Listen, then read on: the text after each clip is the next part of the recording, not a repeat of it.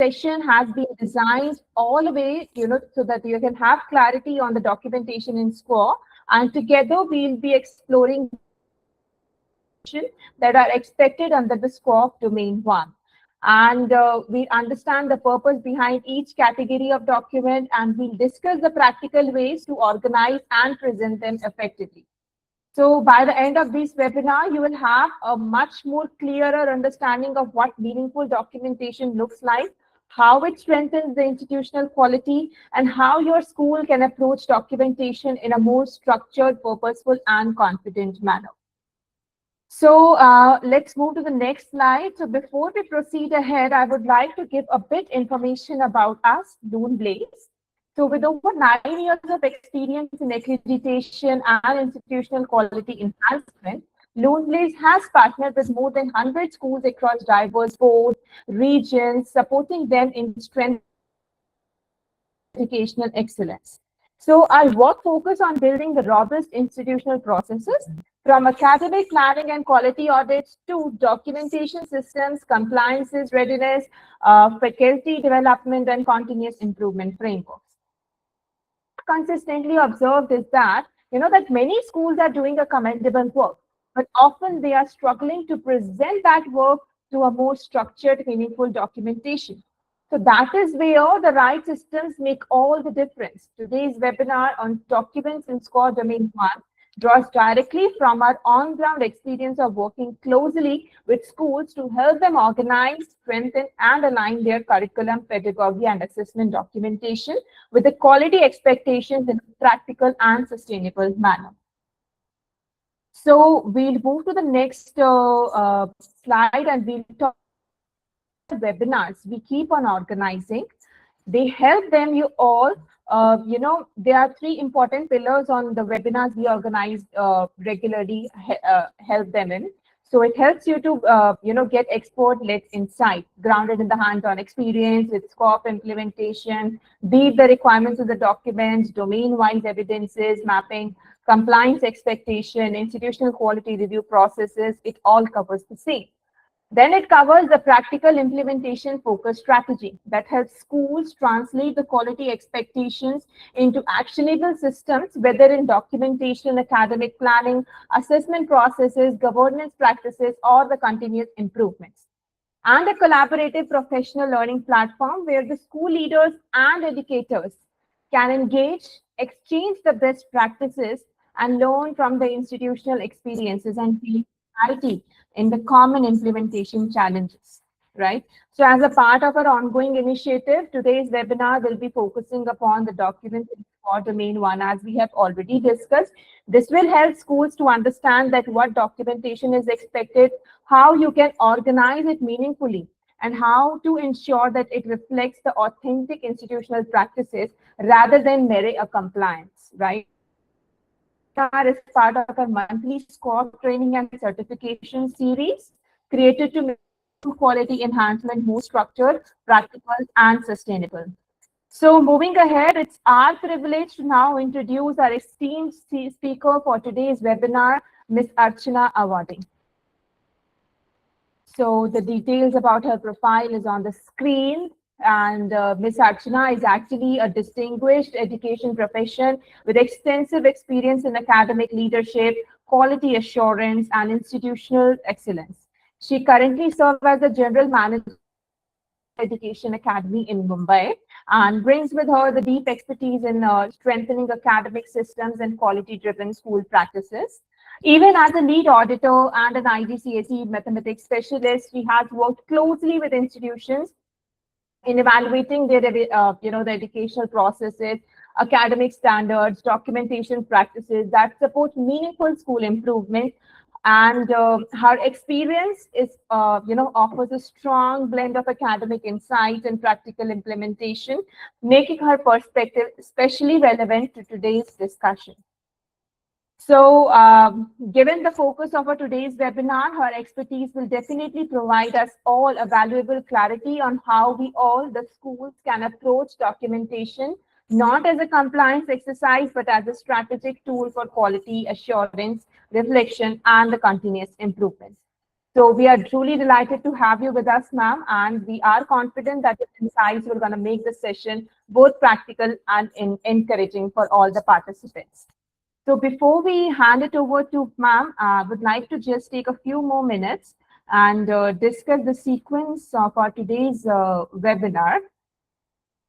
So we'll first brief you all about SDGs, setting the broader context of that why strong academic systems and the quality processes are essential for meaningful learning outcomes. And from there, we'll be developing a clear understanding and of SQAAF Domain 1, which will further focus on curriculum, pedagogy, assessment, and why the documentation within this domain plays such a critical role, even more important than other domains. So this session will then move on to the other key categories of documentation that school are expected to maintain, including the curriculum documents, pedagogy, student enrichment documents, assessments, and the foundational stage FLN documents. So through each section, we'll explore, not just what documents are required, but we'll also see that why these matter to us and how they can be maintained in a more structured way and in a more meaningful way. So after that, we'll be having a question answer segment to address the practical queries, followed by a case study to help connect these, expectations with the real institutional practice. And towards the later of the session, we'll be briefing how Luneblaze supports school in the SQAAF implementation and quality enhancement, and followed by we'll overview our SQAAF webinar series, and of course we'll conclude with the again question answer segment, and you will be allowed to unmute and speak to ma'am if you have any sort of questions and discussions over there.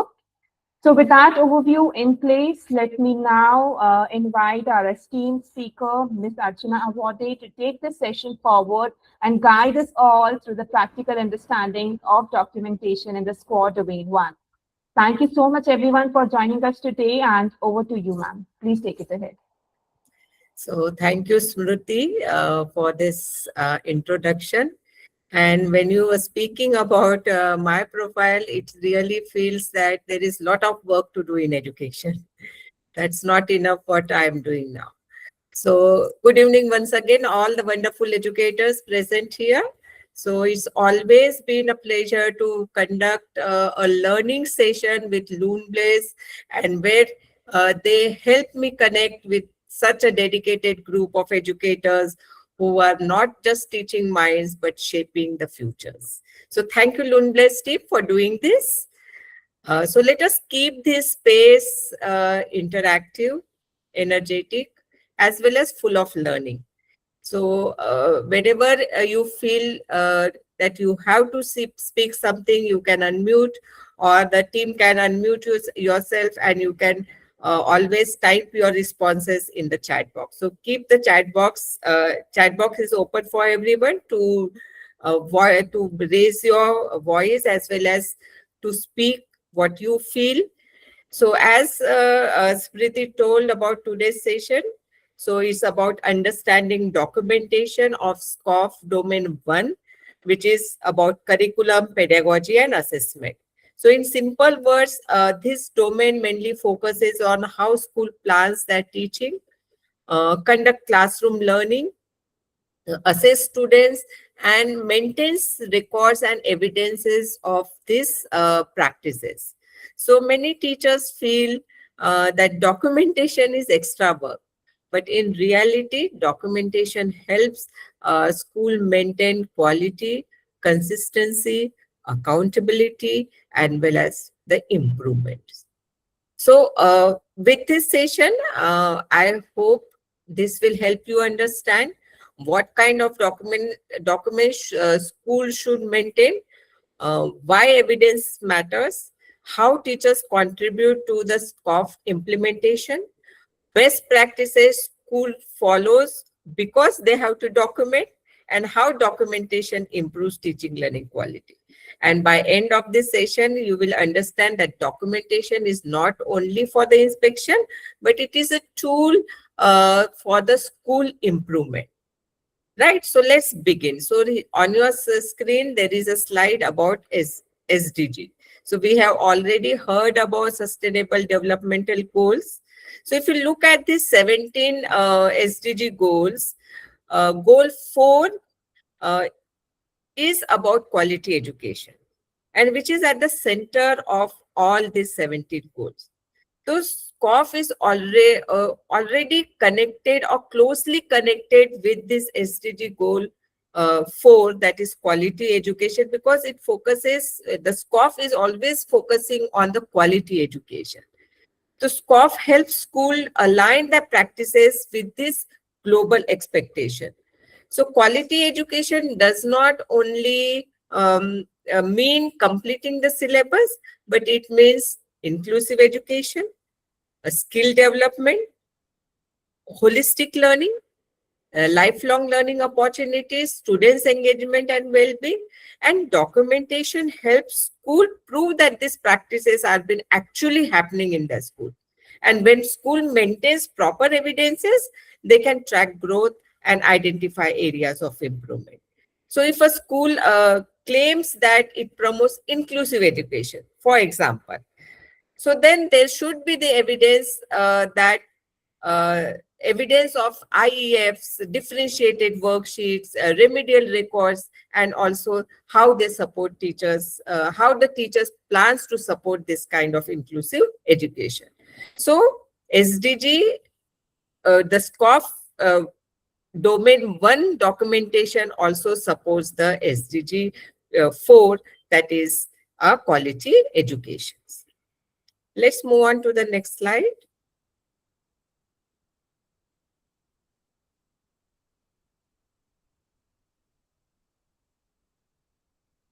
So now let's begin with one question. So the question is on your screen. The school annual report highlights strong implementation of experiential learning across grades. During an external review, classroom interaction appears engaging, yet there are no students' reflection, project rubrics, observation records available for verification. So what is the most appropriate interpretation of this situation? So there are 4 options, A, B, C, D. So A is classroom experiences alone sufficiently demonstrate instructional effectiveness. Assessment, B option is assessment scores remain the strongest indicator of quality learning. C is experiential strategies should temporarily pause until system improves. And D is absence of documented evidences weakens validation of implementation claim. So in your chat box, use your chat box to choose the correct option for this scenario. Rinku Jain, yes, D, okay. Neha Sharma, D, okay.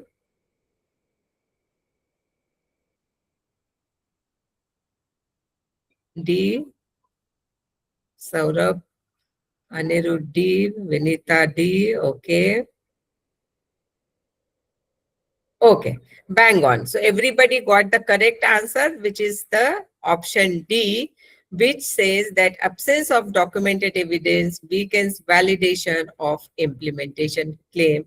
Though the school has all this across grade, but the proper evidences of these practices was not available for interpretation. So this is how the evidences supports your documentation.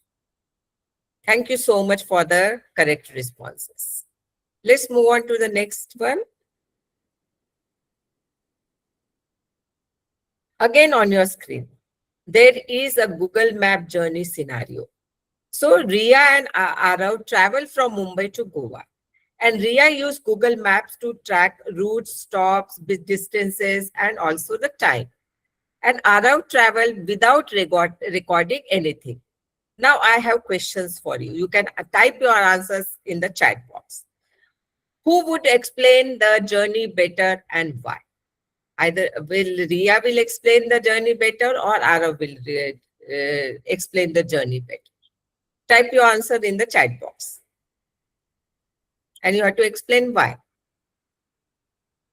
According to you, who would explain the journey better?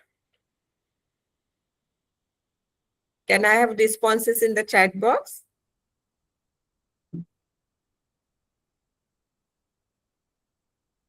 Ria. And why Prasanti ma'am? Can you type your answer? Ria. Okay, Sanjit Soni, Ria. But why? Because Ria travels very first time and she needs Google Map. Okay, Saurabh. Okay, Ria has, she will have.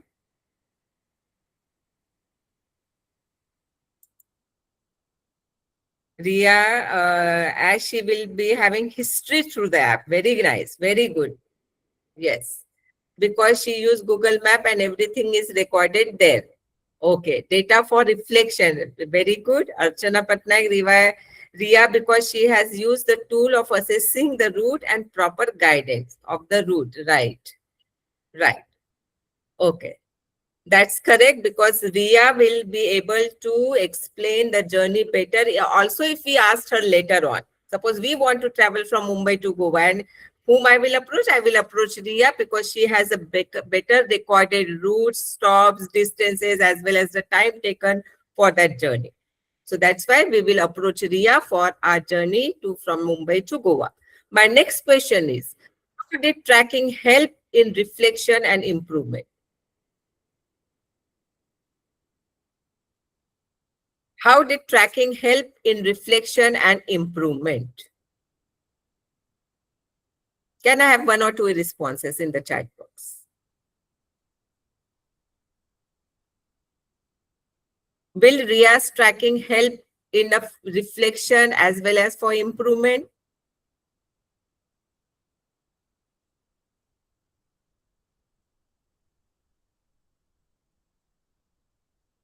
Easily reached her destination? Yes. Sanjit Soni? Yes.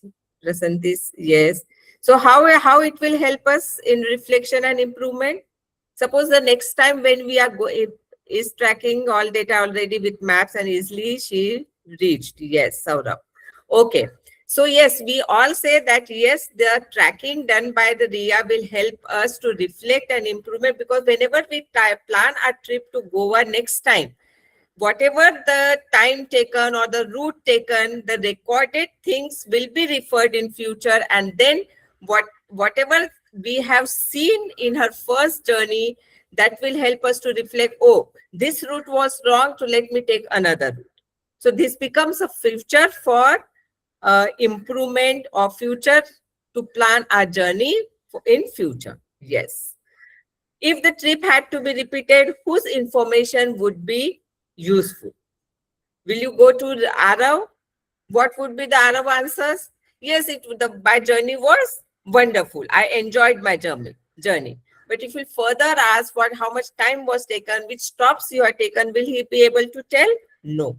So Ria will be in the position to help us and tell us the information she has gathered using that Google map will be helpful for us, and whenever we want to repeat our trip to Goa. How is this similar to documentation in school? Can I have answers in the chat box? So this scenario, how it is aligned with the documentation in schools?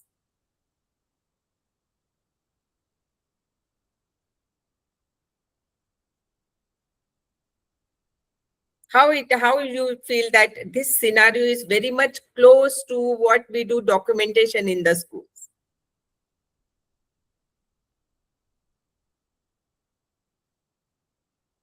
Hope you are typing in the chat box. Yes, documentation will help us to analyze, help allow further reflection. Very good, Rinku. Sanchita, Sony, better repository and can help us. We should record everything, our journey. Okay. Yes. So we understood that keeping records. Yes, this gives the strategies to start from the zero and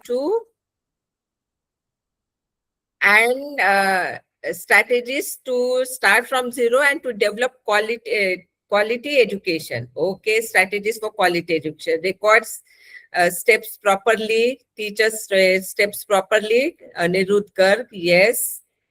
Yes. So thank you for all the responses. So do you see that connection? Yes, this analogy, what we every time have in our daily life. So it's much connected to the documentation in the school, isn't it? So when we have the records as an evidences, this will help us to improve the quality. So next time when you plan a trip to Goa from Mumbai, naturally you will see the whatever the mistakes you have done in your previous journey, that you will not repeat. So this becomes a record. Similarly, in school, documentation is like a Google map in our journey. So it records the path, it tracks the progress, it highlights the challenges, and helps others trust and follow our journey. So this is a very much relevant example to keep how the documentation helps the school in their quality school journey. Okay, let's move on to our next slide.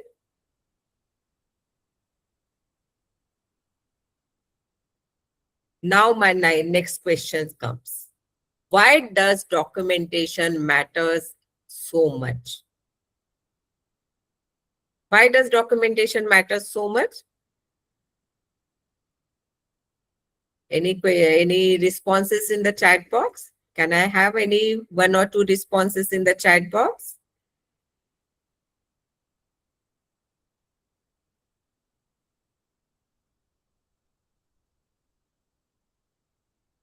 Data driven, yes. So documentation helps us to make a data driven decision. Very good. Yes, to make accountable every person. Very nice. To do the SWOT analysis of institution. Very nice. Documentation matters because it gives the transparency of data driven decisions. It helps to recognize the things in future and accord. Yes, you all have summarized all the points that why documentation matters in the school. So why records are important in the school? Because this becomes an important part of the school, because it is all about operations of the schools. And maintaining records helps us to operate smoothly in a school. So documentation is not just a paperwork, but it helps school to build transparency, track progress, make informed decisions, improve continuously. It is a continuous process of improvement, prepare for inspection, create institutional memory, and also collaborative planning when it comes to go progress in a school journey. So let me give you one example. Suppose a teacher explains a lesson beautifully in the class, but if students do not write any or do not complete their work in the notebooks, then how the parents will see the students learning? Will revision become, then the revision becomes difficult for the teachers to take at the end of any chapter. And also it becomes very difficult to measure the progress. So progress tracking also cannot happen. So similarly, documentation is like a notebook of the school quality journey. So without documentation, good practices are often forgotten or cannot be demonstrated. So strong documentation creates consistency across the school, and it becomes the record for the future references. Yes. We can move to the next slides.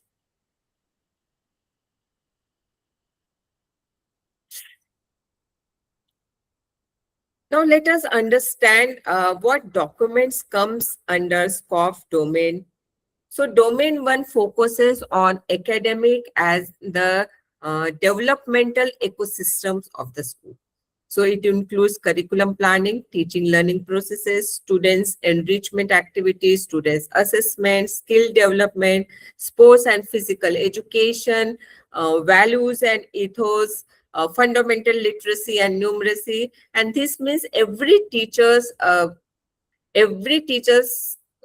contributes directly to this domain 1 implementation. Suppose, for example, if a language teacher is conducting reading circles, a science teacher is using inquiry learning, and a PE teacher, physical education teachers, is maintaining sports activities. So if this is recorded, this all contributes to the domain 1 of SQAAF. So this is what we have to understand, what is SQAAF domain 1 is talking about: documentation. Let's move on to the next slide now. So now let us understand the mindset change school needs to for the proper documentation. So earlier in schools, documentation used to happen mostly when inspections were approaching, and teachers and coordinators would start collecting files at the last minute just to complete the formalities. But now SQAAF looks at documentation very differently, expects documentation to become the regular or the integral part of the school culture, and not something done only for inspections. So the idea is that documentation should actually reflect what is happening in the classroom every day. So the focus now shifts from simply collecting files to showing real implementation, from doing documentation only for compliance to using it for school improvement, and from one person handling everything to the entire academic team taking responsibility together. So when documentation is maintained properly, it helps school reflect on their practices, monitor progress, identify gaps, and continuously improve teaching and learning. So when school builds this mindset, documentation becomes much easier, more meaningful, and far more useful for the school. Next.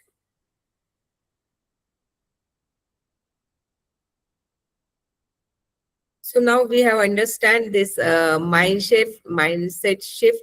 Now let us see how the documents are categorized to maintain. So there are 4 major categories to maintain. What are the documents type? First is the policy documentation. So that you organize these documents in your school for the to show the actual implementation in the school. So that's why the SQAAF has given the 4 types of documents. And the first one, first category, is the policy documents.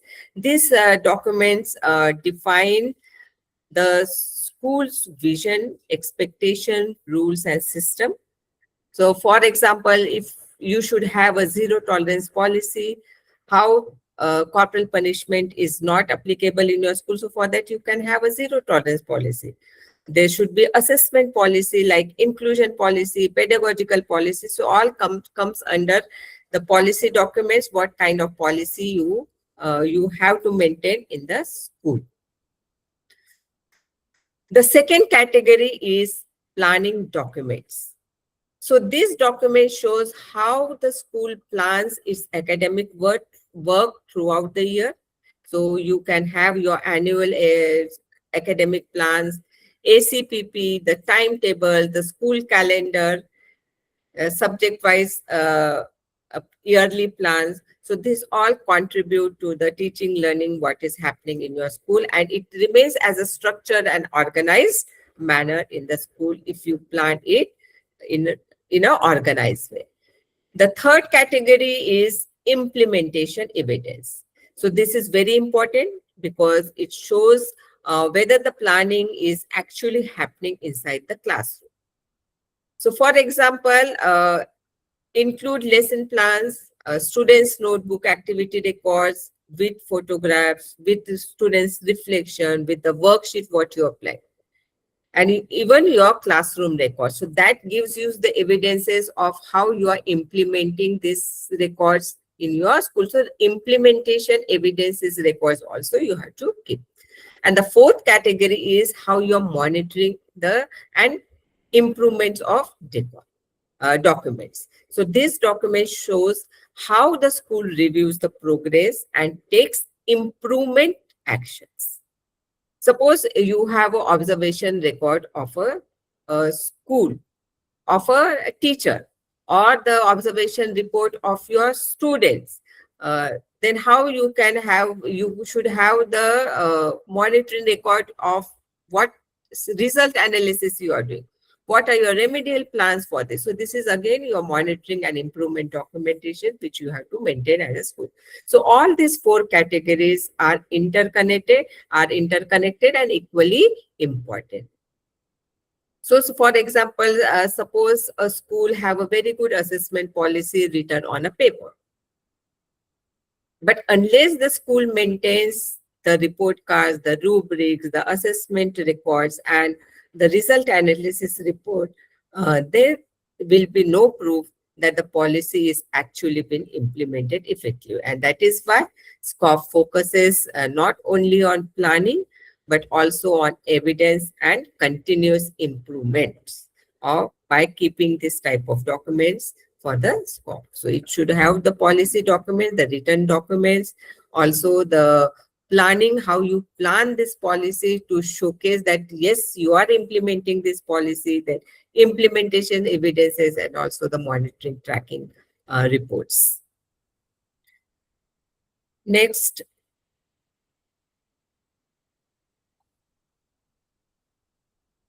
Let's move on to the next documents. Next slide. Okay. So now it is document versus evidence. So many times we see school gets confused between a document and a evidence. So many schools prepare excellent policies and plans. But when any audits happens or any review is taken or inspection is been conducted, the main question becomes, can the school show proof that these practices are actually been happening in the school? And that is where evidence becomes important. So in simple words, what we can say, a document tells us what the school plans to do, and evidence shows us that the school is actually doing this. For example, just now I have explained you about the assessment policy is documented. So, but rubrics, report cards, assessment, students' assessment records, and feedback sheet then becomes the evidence because they show implementation is in practice. Similarly, suppose if a school says, mentions that its policy is to follow experiential learning. So, but the evidence should also clearly show that the students are actually experiencing hands-on activity-based learning in the classroom. And that evidence may include the reflection from the children, the photographs of the activities which are conducted, the rubrics which are used to assess this project work, the observation record, the student's portfolio, all this counts as evidence for the experiential task what the school is conducting in the school. Though, so the SQAAF gives us a lot of importance to this proof of practice. So if it is not enough to simply say something is happening, but school should be able to demonstrate implementation through authentic records and evidences what they are maintaining in the schools, whatever they are saying. So it should be shown to the team that yes, whatever you say, it is been practiced through a evidence document. So document as well as evidence of that is very important when it comes to the check on the quality of your school performance. So when school connects documents with evidence properly, then documentation becomes very meaningful and reflects the true quality of teaching and learning. We can move to the next slide. So here are some common mistakes schools make while maintaining documentations. So these are mistakes when many schools make unknowingly, especially when documentation is treated only as a requirement for inspection. So one common mistake is creating record only when inspections are approaching. So in such situation, documentation becomes rushed, incomplete, and stressful for teachers. Another mistake is using copied or generic template without reflecting actual school practices. So sometimes lesson plans, activity records, or records reports look exactly the same of every teacher for every subject for every class.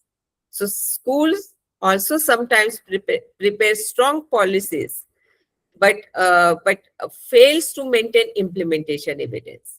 For example, suppose the school may mention about the competency-based learning or experiential learning in its policy, but there may be no classroom evidence to support it. So another challenge is depending on only one coordinator or one department for all documentation work. So SQAAF expects documentation to be as a shared responsibility across across the schools. And finally, many schools store records, but never review or analyze them. So records are maintained, but it's never been reviewed or looked it back and analyzed. So documentation should not simply sit in files or folder. It should help school reflect, improve, and make decisions. So SQAAF therefore expect documentation to be authentic, continuous, well organized, and collaborative. So if all lesson plans in your school exactly identical, auditors may feel that the plans are copied only for records and not genuinely used for classroom teaching. So on other hand, authentic lesson plans usually reflects different teaching strategies, classroom needs, students level, activities, and also the teachers' creativity. So this is what we see when it comes to the common mistakes what school does when documenting certain things in the school. So not to be rushed for the inspection purpose, all schools should be get involved in the documentation process. The policies what you are documenting should reflect in your daily practices or the routines what you follow, and also records should be analyzed and referred to whenever at a specific interval, so that you know that the documentation what you have done are on the right path. And it helps the school to have a proper documentation ecosystems in the school. So maintain it very well without keeping that it is for the inspection sake, or it is not my responsibility, it is everybody's responsibility. Just for the sake of keeping the record, we are keeping the record. So just do not keep that in mind, and change your mindset, and don't make these mistakes when it comes to the documentation. So let us now understand the other part of documentation. Let's move on to the next slide.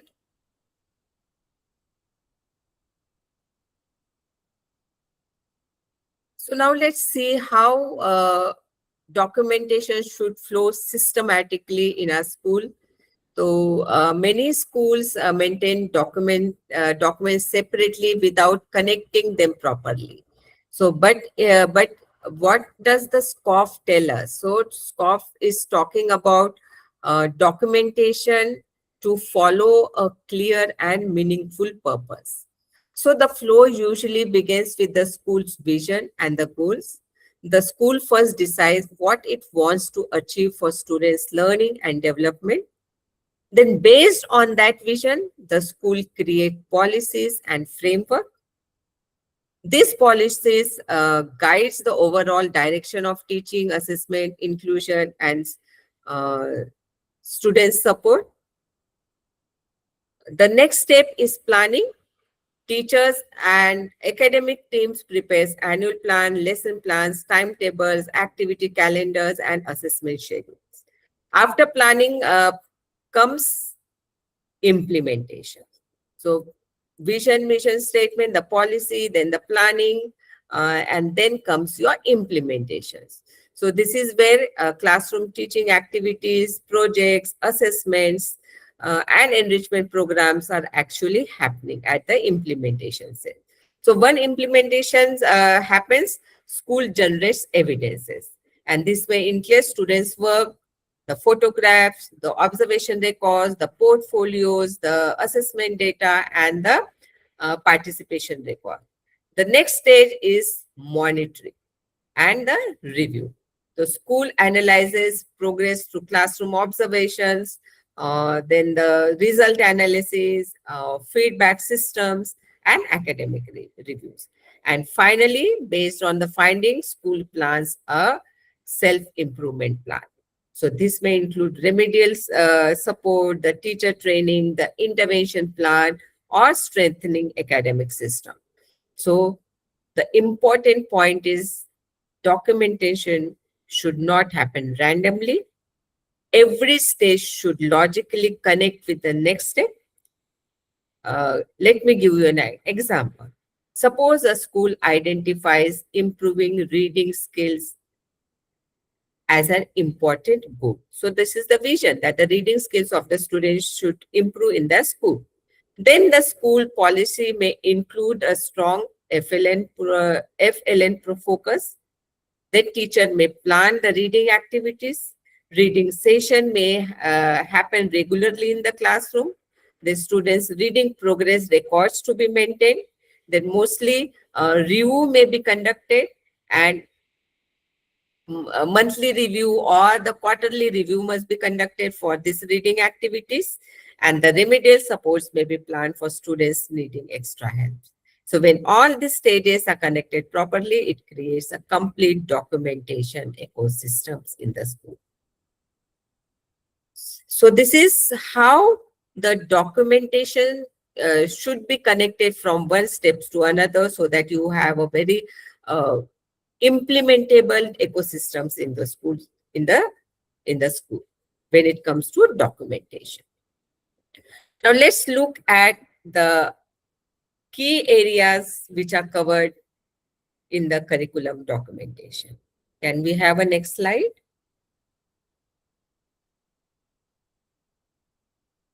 Yeah. So let us now look at the what are the documents or what are the key areas which are covered under curriculum when it comes to curriculum documentation. So when we maintain this curriculum documentation, it will help us to ensure clarity and consistency in academic planning. So it includes the school circular, the school curriculum, what the school is following, whether it is CBSE curriculum they are following, how it is aligned with the NCERT or all those things. Then the pedagogical and assessment policy is to be maintained. Annual integrated curriculum and the pedagogical plan is to be documented. The school calendar is to be documented. Curriculum guideline and framework is to be maintained. The subject-wise annual plans, timetables, learning outcome framework is to be documented. Cross-curricular plans is to be maintained. And these documents will help teaching with school goals. So planning alone is not enough, but school must also document how teaching learning also happens through this curriculum documentation. So let's move on to the next slide. Now let us look at one very important document one by one, that is the school curricular, pedagogical and assessment policies. So this documentation is like building a house. So the curriculum is like a design. Then your pedagogy is a way to build, way we build, and the assessment checks the strength and monitoring, and the monitoring ensures that the house remains strong over time. So this policy acts like a roadmap for the entire school. So when we have this, and what are the sections which are included under this main important document? So first section is policy overview, and this section explains the purpose and vision of the school policy. The second section is about curriculum framework, and this section talks about the entire academic structure of the school. It may include about the subject offered, what integration of skills you are showing, whether it is aligned with the NEP and NCF.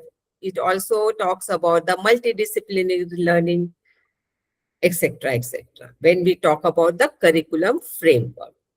Third section is about curriculum planning. So this is where the planning actually happens. So it includes about your annual plan, your monthly plan, your learning outcome documentation, your annual curriculum pedagogical plans. So this is the actual planning of your curriculum framework. Then the fourth section of this main important document is students' enrichment and inclusion. So this section focuses on every child, whether there is a skill education, inclusive practices happening in the school or not. And the section 5 is about pedagogical framework. Pedagogy means simply means how we go about teaching in our school. It talks about the teaching methods, it talks about the lesson planning, classroom practices, experiential learning is happening in the school or not. So this includes about what are the teaching methods or what are the teaching pedagogies what we follow in our teaching learning practices. Section 6 is about teacher development. So, and this teacher development focuses on how we provide these opportunities for teachers' growth. So it may include the trainings, it may include the mentoring one-on-one session with the teachers, the classroom observation, and also the capacity building programs offered for the teacher. Section 7 or the section, another document which is to be mentored and under this area is assessment framework, and this section is very important because it includes assessment policies, assessment tools, reporting methods, holistic progress card. So this is again what kind of assessment framework you want. It has to be documented. Next document under this area, under this main documentation is about student support and interventions. So this section talks about helping children who need additional support. So for example, like remediation, learning support, the performance enhancement, all this comes under what kind of support you are providing to the student and how it is being documented. Another is about monitoring and reviewing. So whatever the practices you follow, whatever the documentation you make, how do you plan to monitor and review for your continuous improvement? So it all talks about how you analyze the data, how you maintain the academic review, how you improve your planning process. And another is about, the last is about governance and documentation. Excuse me.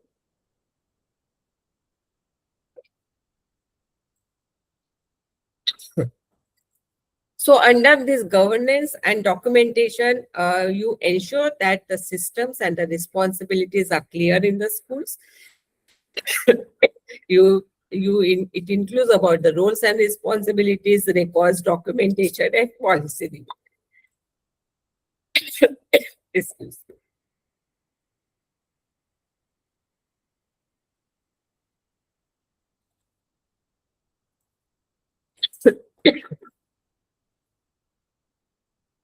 So when we look at these 10 sections together, we understand that this policy is not just a file for the inspection, it is actually the school's working guide for quality teaching, for meaningful assessment, for inclusive practices and continuous improvements. So if these sections are implemented properly, the NEP implementation becomes very natural in the school ecosystem. So let us move on to the next slide.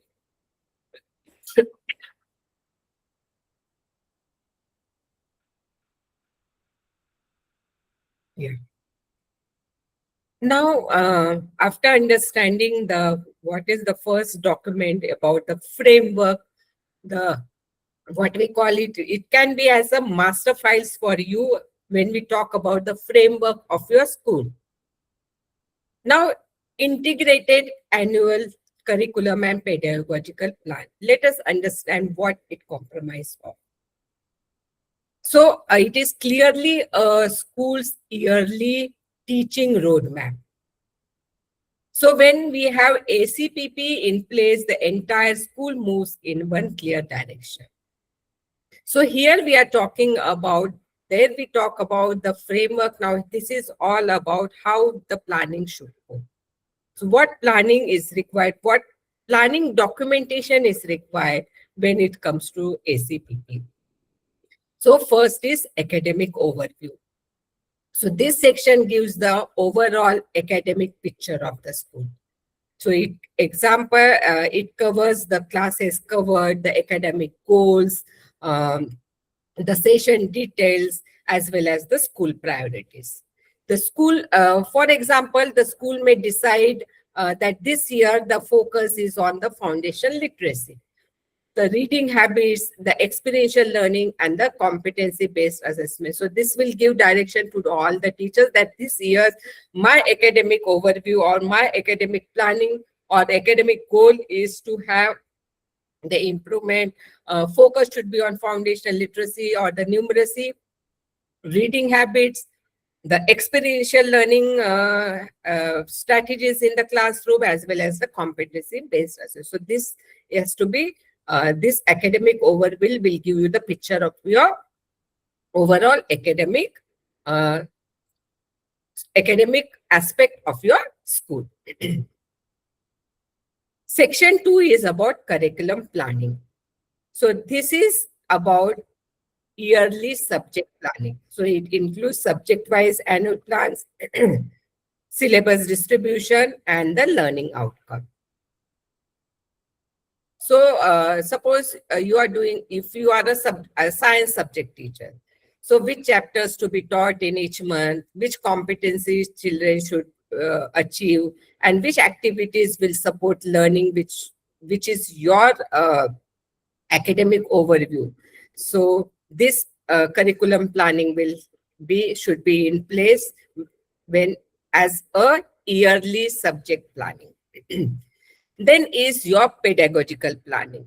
So this section mainly focuses on teaching method, whether your teaching methods includes experiential learning, the inquiry-based learning, or activity-based learning. So, for example, if EVS teacher, instead of only reading about water conservation, children are conducting a water audit in the school. So that is how the teaching methods are planned in a pedagogical planning document. Next is about integration area. Are we covering this multidisciplinary learning across the subjects? Is art integration incorporated? Where the skill education is incorporated? Whether the value education, life skills are incorporated in our planning, pedagogical planning through our teaching method.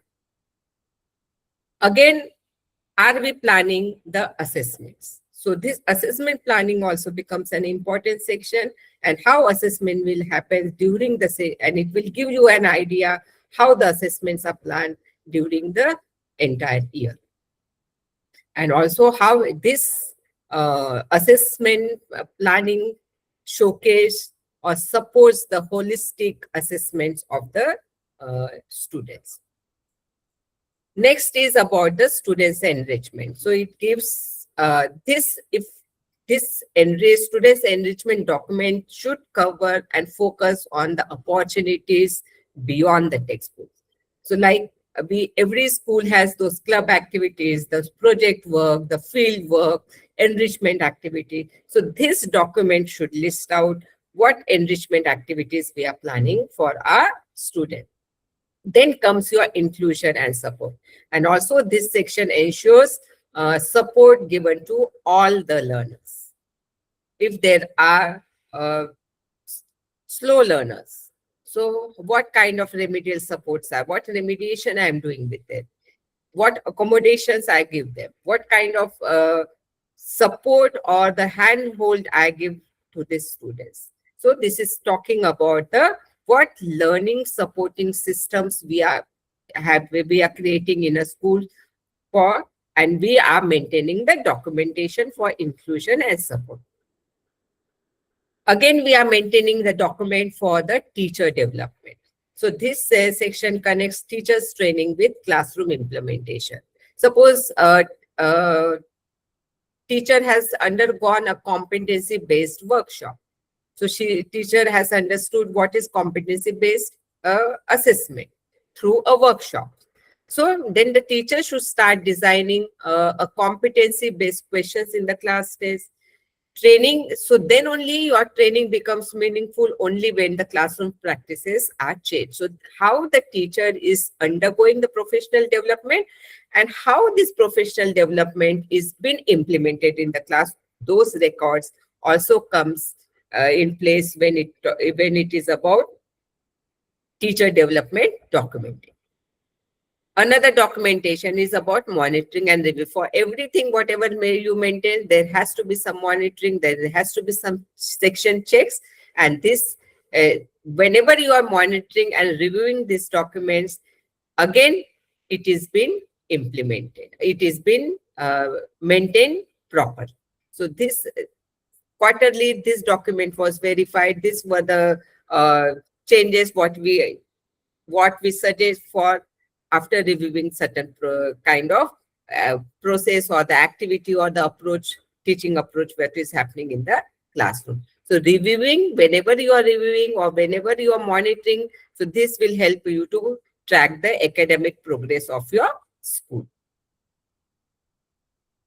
Can we move to the next slide? So when we have this kind of documentation in place, it helps a school to improve continuously without waiting till the end of the year. Now let us understand the documentation required for the school calendar. So school calendar is a yearly operational roadmap for the school. So many times people think that the school calendar is only the list of holidays or list of the vacation or the list of the exam days. But actually it is much more than that. So to have this calendar in place, the first planning area for the school calendar is academic milestone. So this academic milestone includes the major academic timelines. So like it covers like when will the school reopens, the session commencement, what is your term structure. Also it talks about the working days, the holidays, the examination schedule. So it is again a master plan for the entire stakeholders like parents, students, teachers, as well as the leaders. So it gives a clear picture to everyone. So how your academic is planned along with the timeline is your academic milestone document, the master plan of your major academic timelines. Then is your next is your curriculum execution. So this section will focus on how learning activities are planned across the years. So it may include your subject activities, your project work, your experiential learning activities plan, your assessment milestone. All this comes under curriculum execution. Your third aspect of this school calendar is students' development. So this section focuses on holistic development of children. Holistic development means what are the club activities, what are the competition we are conducting, whether there will be a science exhibition, if there is, how it contributes to the students' development. So all this comes under the students' development document. Then also you have to maintain a document on health, sports, and well-being. So this section reminds us that education is not only academic achievement, it includes sports, it includes AP activities, wellness initiatives, and life skill programs, what the school is going to do throughout the year. So your school schedule should include your annual days, your yoga session, what mental health activities you are planning, what nutritional awareness you are bringing, programs you are planning to have in your school. So that this will support the physical and emotional well-being of your children. Another document is about the stakeholder engagement. So this will focus on partnership between school and the parents and community. So it may include, it may have the documented PTMs, the parent orientation, when you're going to have the parent interactions, the community engagement activities, and all engagement activities which you plan for your stakeholders. Then you will have that institutional development. So this section will focus on strengthening the school ecosystem, the school systems what you have. So it may include your teacher trainings, academic reviews. Are you planning for the external review or your in-house review? Then your planning meetings, then your monitoring checkpoints. So this will all come under how your institution works as a system. So this is about your school system planning. So overall, if you look at the school calendar, it is not just an event list. It is a structured yearly plan that balances your academics, your activities, your assessment, your teacher development, the students' well-being, and the parent engagement. So this is how the school calendar should look like, and you should think of when you are planning your school calendar document. Next is, can we go to the next slide? Is about curriculum guidelines and academic framework. So, so this will help you to bring consistency, clarity, and quality in teaching learning practices. And this framework will help us to move in the same direction with a common academic expectation. So what is that? First, what we have to maintain is about the academic vision and philosophy. So this section explains the school educational vision and learning philosophy. So what are your academic approaches, curriculum intent, learner development goals? So all this will be documented under this main heading, curriculum guidelines and the academic framework. So what guidelines you are providing for this academic vision and philosophy? So again, as you should have the guidelines to maintain all this so that everybody follows and moves in the same direction. For example, the school vision may be to focus on developing confident, responsible, and creative learner. So not only the high scorers, but this section gives the foundation for all the academic decisions. So when you have a guideline, suppose as we said that you should have a vision of a confident and a holistic, responsible, creative learner. So the guideline should say that this is not only be measured through the what the child is scoring, but it should be have certain kind of a rubric or the guidelines how we measure the academic vision and the philosophy.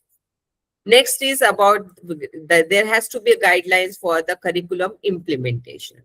So this section explains how curriculum should be implemented in the classroom. So this will give again the direction to the teacher. So whether the teachers are including the subject planning expectation or not, curriculum delivery norms. So all these guidelines has to be documented for the teachers to be on the same page.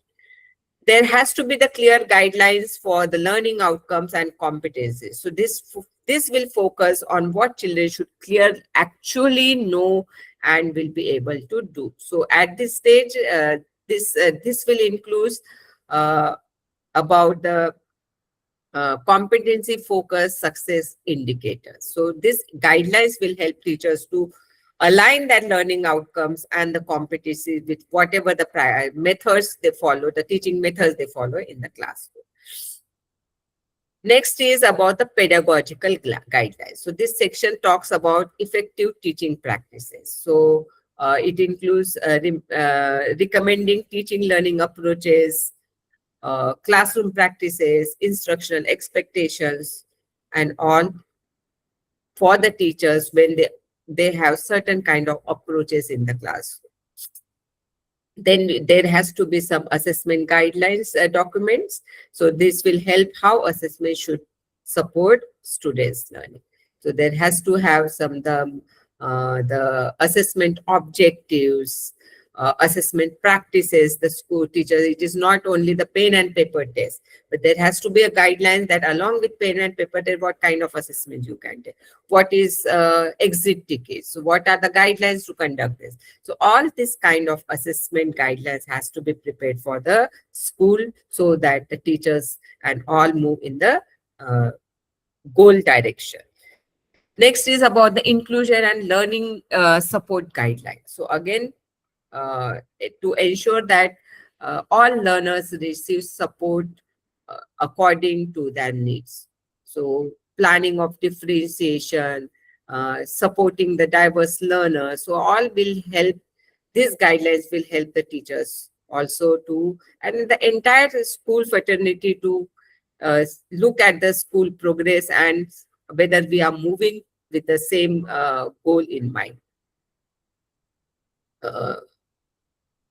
So overall, the curriculum guidelines and academic framework helps school maintain quality and consistency in education. It ensures that the curriculum is meaningful, teaching is engaging, assessment supports growth, and every learner receives support. So these are the again where important documents which are to be maintained as of guidelines for the teachers and the academic framework for the teachers, where the learning becomes more organized, purposeful, and learner-centered. Next, let's move on to the next slide.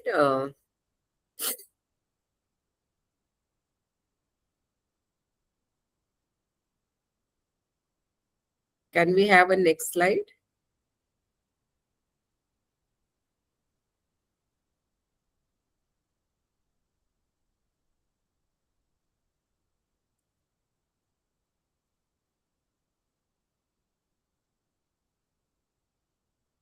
Team?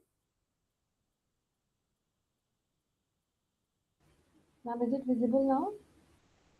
No, it's not visible. Just a moment. You have not changed the slide. Is it now? Yeah, now it's visible. Yeah. Oh.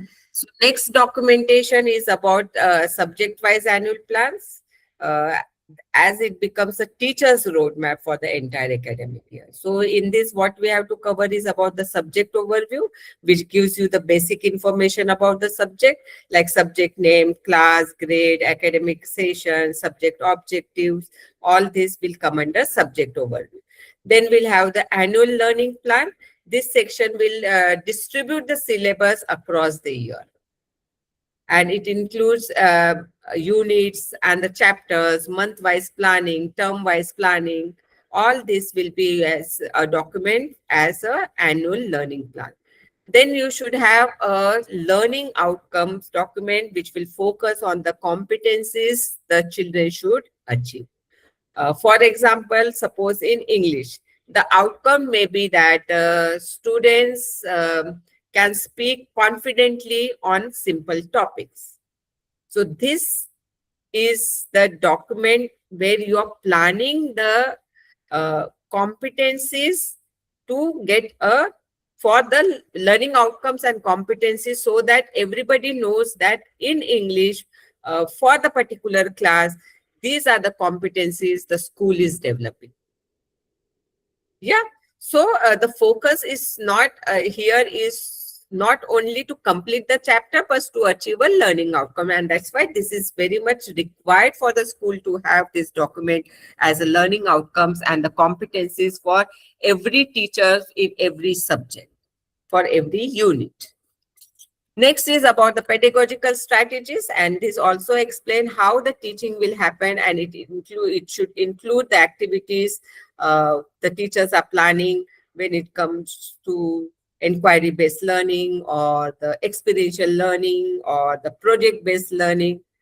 So again, your pedagogical strategies should also be seen in the document or the lesson plan which you are making. The assessment plan. So this also explains how learning will be assessed. So assessment methods has to be listed out, the periodic checks, what you are going to do, and whether these are the competency-based assessment or a competency-based evaluation is done in the school or not. So this document will also help to understand when we have this assessment planning in place.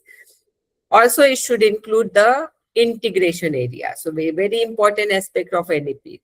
The subjects are not taught in isolation, but they are integrated. So the learning connects with other subjects and also the life skills. So this integration also has to be seen in the planning what you are doing. Then the support and the differentiation. So also to support the different learners, some kind of remedy, some kind of enrichment activities are also planned so that this is also documented so that it becomes a reference for the others to review. So overall, the subject-wise annual plans helps teacher teach with clarity, purpose, and better organization. Next is about the review and monitoring. So again, when we are planning, so it's checkpoints has to be there. So we have to review it, we have to monitor it, whether we are progressing in a right path or not. Right? So when we monitor, this will help school to take corrective measures, corrective actions, instead of waiting at the end of the year. So it is all about the continuous improvement and for better learning outcomes for students. Let's move on to the next slide. So this was about the subject-wise annual plans, what you have to maintain. Each subject for each class, what are to be included when you are planning your lesson. Next is about the class-wise and consolidated timetable. So the timetable is not just a period chart, but it's actually a planning tool that ensures balanced learning, proper time management, and smooth school functioning. So when we are planning the class-wise and the consolidated timetables, there has to be basic information, which includes the class or grade, the academic section, and the timetable applicability. So, for example, so there has to be, when we talk about the basic information about the timetables, it has to be grade-wise, class-wise. For example, a separate timetable has to be made for the primary section, the middle section, and the secondary classes, so that there is a proper clarity and the proper scheduling of whatever the resources you have. Then is your academic schedule. So this section focuses on subject periods and the instructional hour.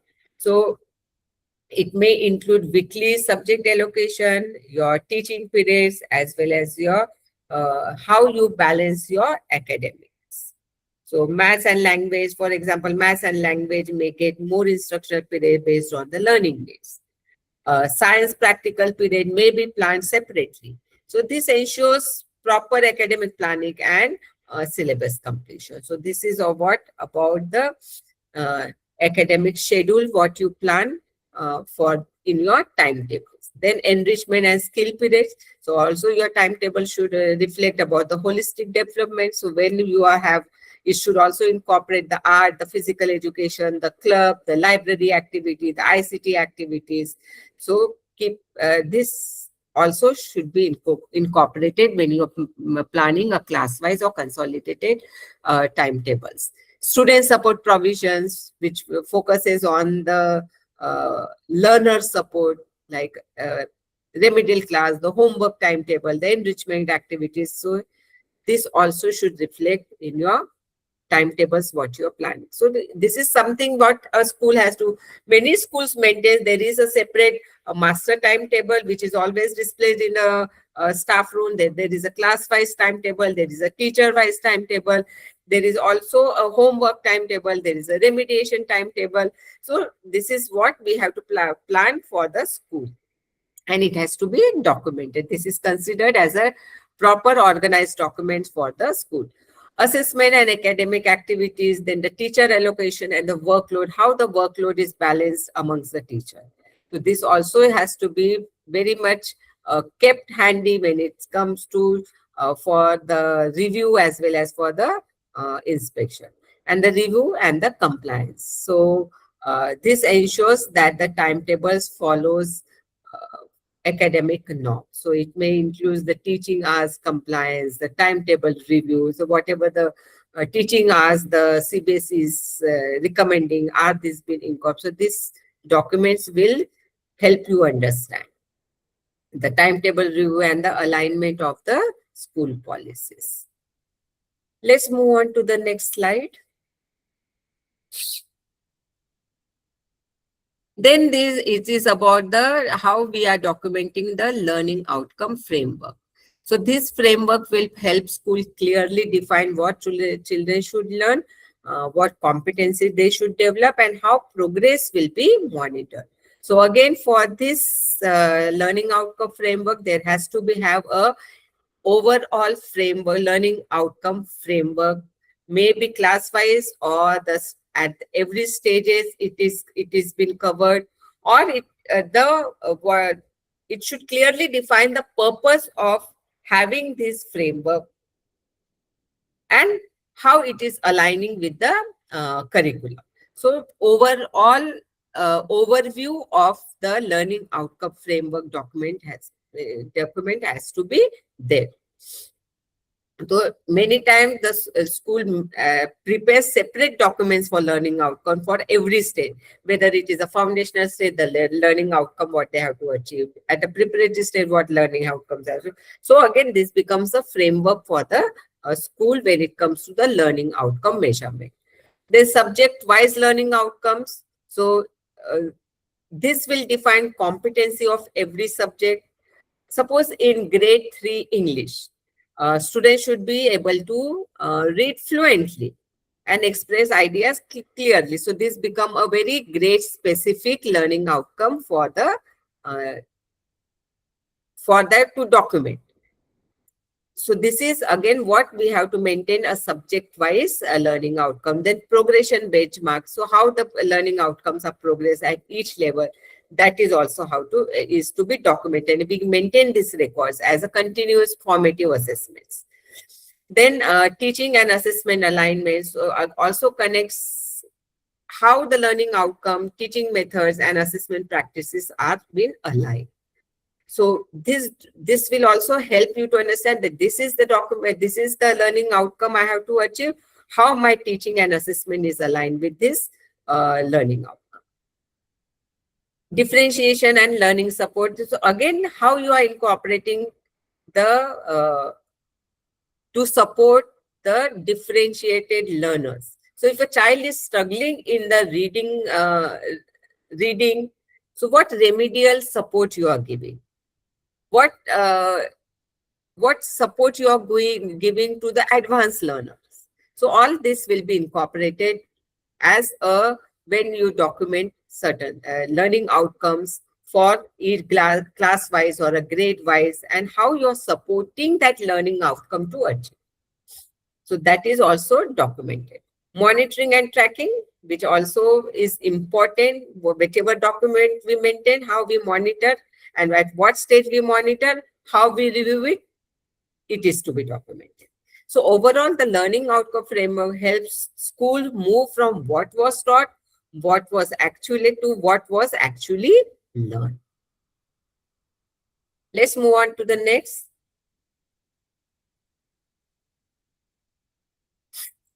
Yes, very important, multidisciplinary cross-curricular planning record.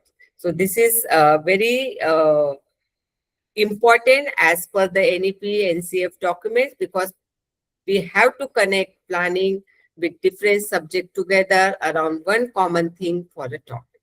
So again, the planning overview, how this interdisciplinary links will be seen in the classes and subjects which are involved, the theme or the topic, the duration of the activities. So this comes under planning overview. Integration mapping. So this section also shows how subjects are connected. So let me give you an example. Suppose during a food topic, which is done in the science. So science explains about the nutrition. So maths will calculate the calories, and language will include recipe writing, and the art will create a healthy plate chart. So this helps teacher plan connected learning experience. So how we show this integration mapping throughout the subject. So again, this is to be documented. It means integrated activities are to be documented. Learning objectives, this defines the common learning outcome. So if the students understands the importance of healthy food, so improve communication skills, so develop observation and teamwork. So the focus is on competencies and not the subject pointed. Then again, what are the plan activities? What are the activities and projects we plan for the cross-curricular records and the multidisciplinary activities? Assessment approach, how we are going to assess this cross-curricular activities or interdisciplinary integrated activities. Review and reflection, always there. We have to focus on the improvement and the review. So suppose this project work was planned for this particular grade, but it did not come out well. So what is my strategy that I will make it differently, so that it helps me learning, it helps in the learning of this particular group. So overall, multidisciplinary planning helps school create connected learning, real life understanding, collaborative learning experiences, and the competency development. So instead of having a classroom from isolated subject teaching to integrated and meaningful learning experiences, which are very much aligned with NEP 2020. Let's move on to the next slide. Yeah. So now we have seen what are the documentation we have to maintain when it comes to the curriculum planning, the annual curriculum, pedagogical planning. Let us now look at what are the documents or what are the areas we have to cover when it comes to the pedagogy documentation. So pedagogy documentation includes teaching learning policies and pedagogical framework, learning outcomes and competency mapping plans, differentiated and inclusive teaching records, teacher diaries and lesson plans, classroom observation and mentoring records, experiential inquiry, collaborative learning evidences, teacher training and capacity building records, ICT, blended learning documentation, and academic review and improvement records. Now let us understand this in detail. So move on to the next slide, please. Yeah. So first area of pedagogical documentation is teaching learning policies and pedagogical framework. So this framework explains how teaching and learning happens in the school. So it helps schools to ensure that the classroom teaching is learner-centered, competency-based, and inclusive, which is aligned with NAP 2020. So the first area of this document is teaching learning philosophy. So this explains the school's educational approach and vision. Next is about the pedagogical framework. So this section will explain the teaching methods used in the classroom. It may include learning experiential activities, activity-based learning, inquiry, or the project-based learning, collaborative learning, maybe differentiated instruction. So this is about the pedagogical framework, the teaching methods which are being used. Then stage-wise implementation ensures, this document will ensure that this area will ensure that the teaching practices are age appropriate. What are the teaching practices at foundational stage? What are the teaching practices at the middle stage and the secondary stage?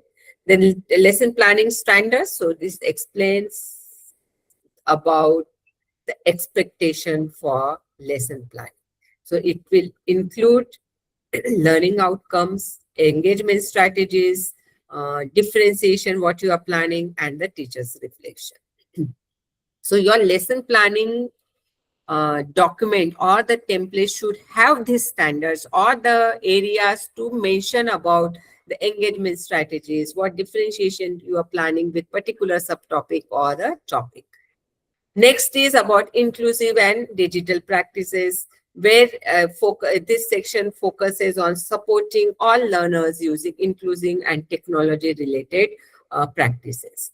Next is your assessment integration. Are you clearly mentioning and connecting your teaching with the assessment? Then your monitoring and review, which is the part of every step or every action step or every document you create. There has to have a monitoring and review document for that particular document what you are creating. So the teaching, learning policies and pedagogical framework provides a clear direction to the quality classroom practices. Let's move on to the next. Next is your teacher diaries and the lesson plan. So teacher diaries and the lesson plans helps teacher organize teaching in a structured and meaningful way, so that it ensures the teaching is planned, learning outcomes are clear, then activities are purposeful, and student progress is continuously monitored. So it also should have the planning framework. So your the teacher diaries should have the planning framework which focuses on daily or your weekly instruction planning. So many school maintains this weekly plan or a daily plan, where the teachers have their structured lesson plan aligned with the curriculum, keeping that academic calendar in mind.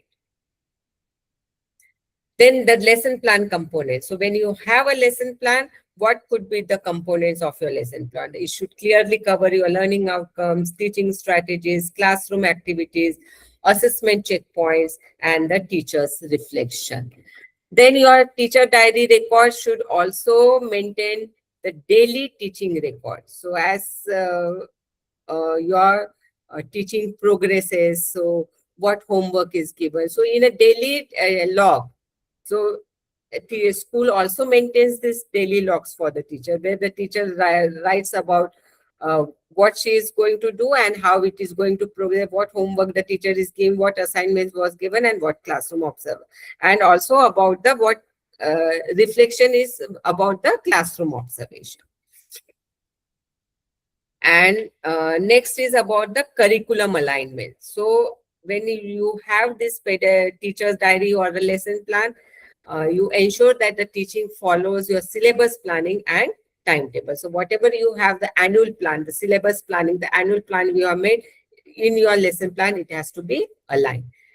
Include some differentiating activities in your lesson plan so that no child is left out, and you are supporting your diverse learner. Also have some integrated activities which helps you to understand that the subjects are not taught in isolation, but all subjects are integrated so that the students understand that all the subjects are connected, and that's why they are studying these core subjects.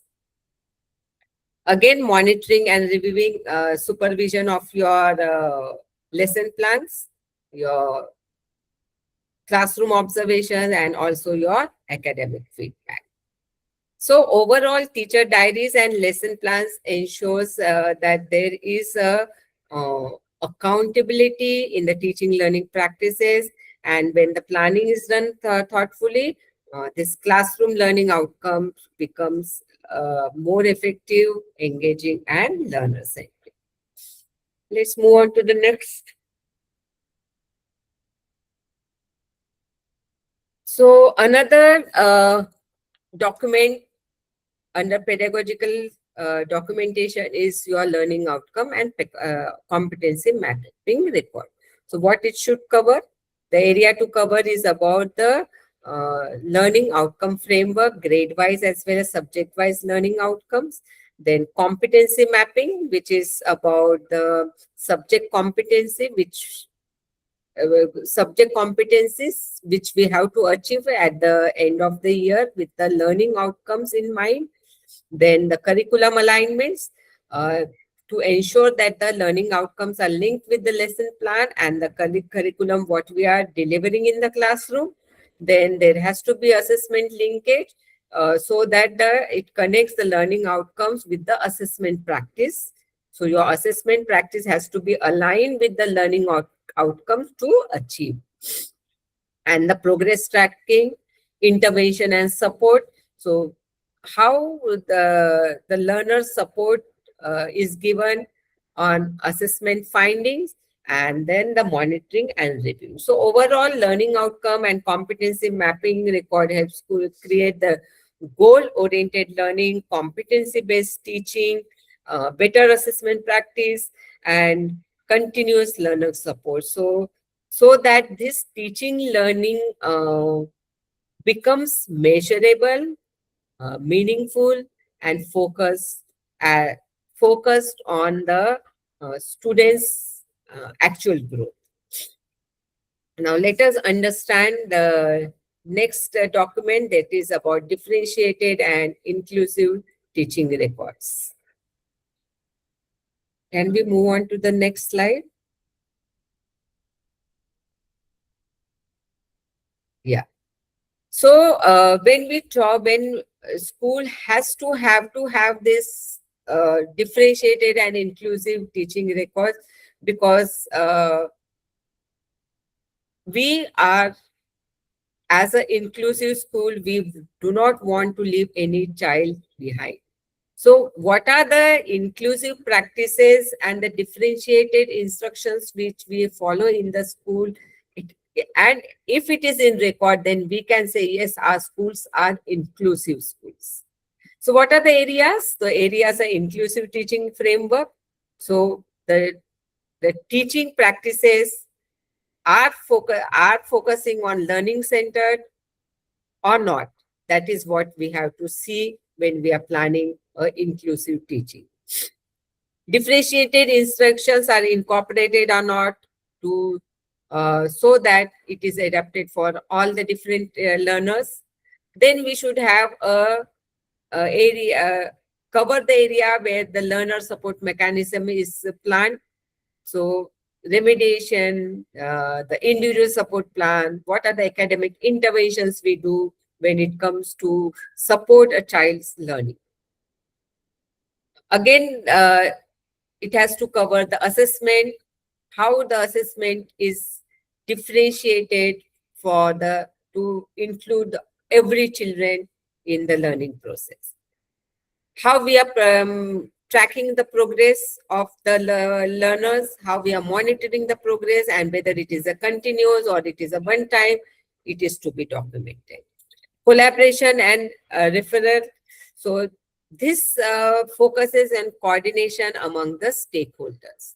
So many times we see in the school the teachers work with counselors, the special educators, even with the parents, and also the coordinators to support the learners' needs. So this creates a very strong support system in the school. So again, when it comes to the inclusive and the differentiated learning, so what kind of collaboration is happening in the school?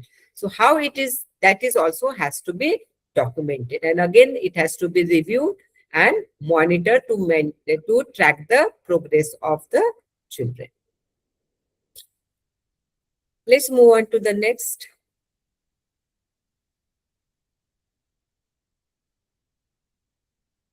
Yes. So next is about to understand the experiential inquiry and collaborative learning evidences.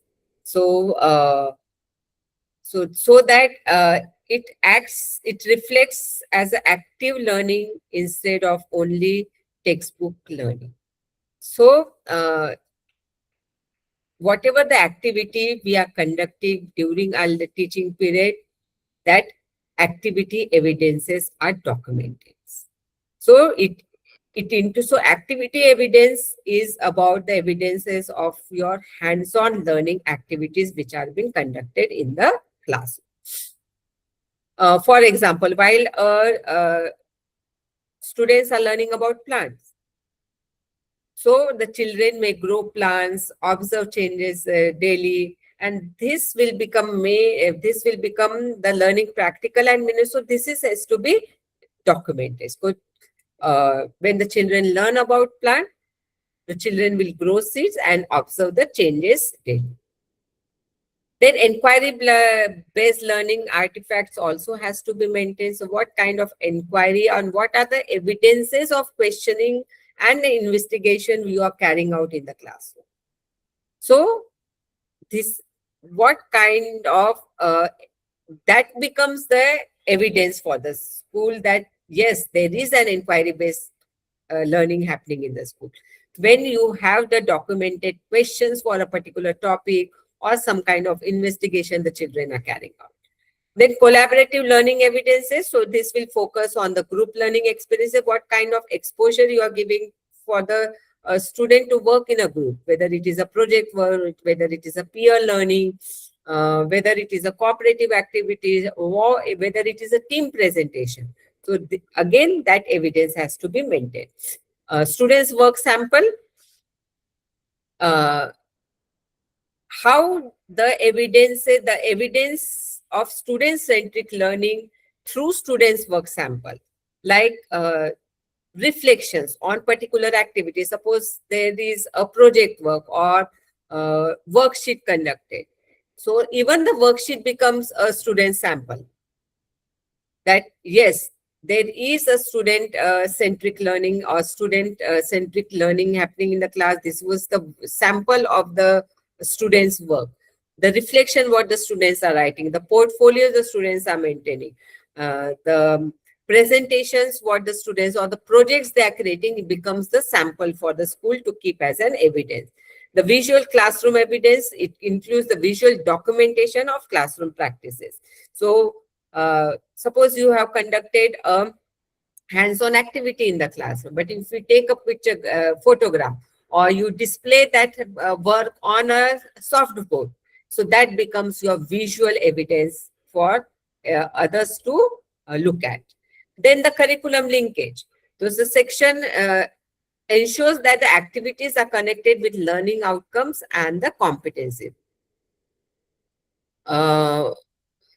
For example, suppose a science project is linked with observation skill, problem solving skill, and the application of the concept. Suppose any kind of experiment you are giving, how the child observes, what problem the child is facing, and how the child is overcoming that problem. So this will help that, yes, there are some connection between the subject of the application of whatever the knowledge the child has, and that also has to be documented. Review and validation. So without monitoring, without tracking, you cannot understand how the progress is happening in particular thing. So overall experiential and the inquiry collaborative learning evidences has to be maintained, and which shows the active participation, that the students are thinking critically, the students are exploring concepts. So all these evidences has to be maintained, so that it helps you to show that your school is really having a joyful and a learner-centered education. Next, let's move on to the next slide.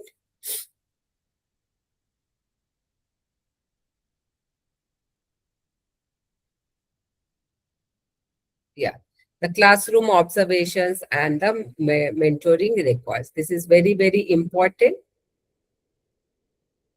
because this is meant for the teacher growth and for the better students learning. So whatever the leaders of the schools observes the class, it's recorded reports has to be maintained. So the classroom observation becomes structured. Then what are the observation parameters? So what are the observation parameters which is to be included when it comes to the classroom observation and mentoring records? So it should clearly define your classroom visit. When you are going to visit, it should include what are the teaching learning strategies the teacher is using, how is the lesson delivery, students participation, what are kind of assessment practices and classroom practice. So whenever we sit for the classroom observation, we always look at the teaching skills of the teachers and how these teaching skills are being effective to measure the learning happening in the classroom. So we have to, for the classroom observation and mentoring record, we have to define first the observation criteria and the parameter. Then the mentoring documents. So what are the records? This will help to support the academic, to support the teachers academically. So how you will mentor the teachers when you see some weakness or some challenges the teacher is facing in a particular class. So how you mentor them? So what are your mentoring strategies, and how you mentor a particular teacher? It has to be documented. What kind of feedback and action steps or action points you have discussed with the teacher is to be maintained. Then professional development linkage. So this section will connect your observation with teachers' training needs.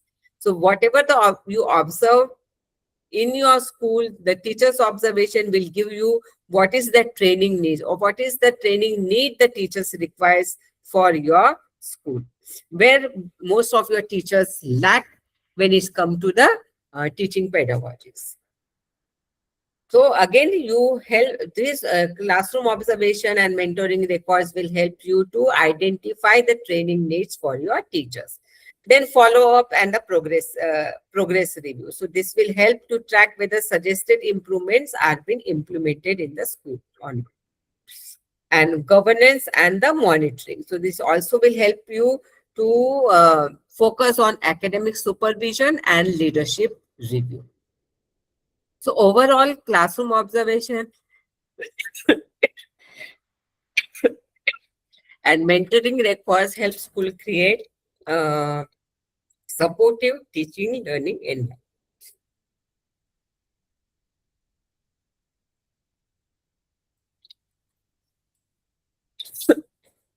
Excuse me. Okay. Can we move on to the next slide?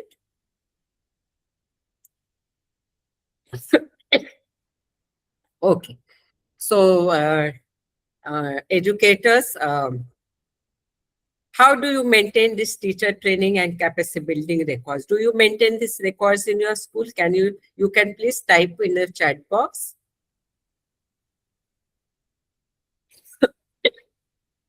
Do you maintain this teachers training and capacity building records in the school?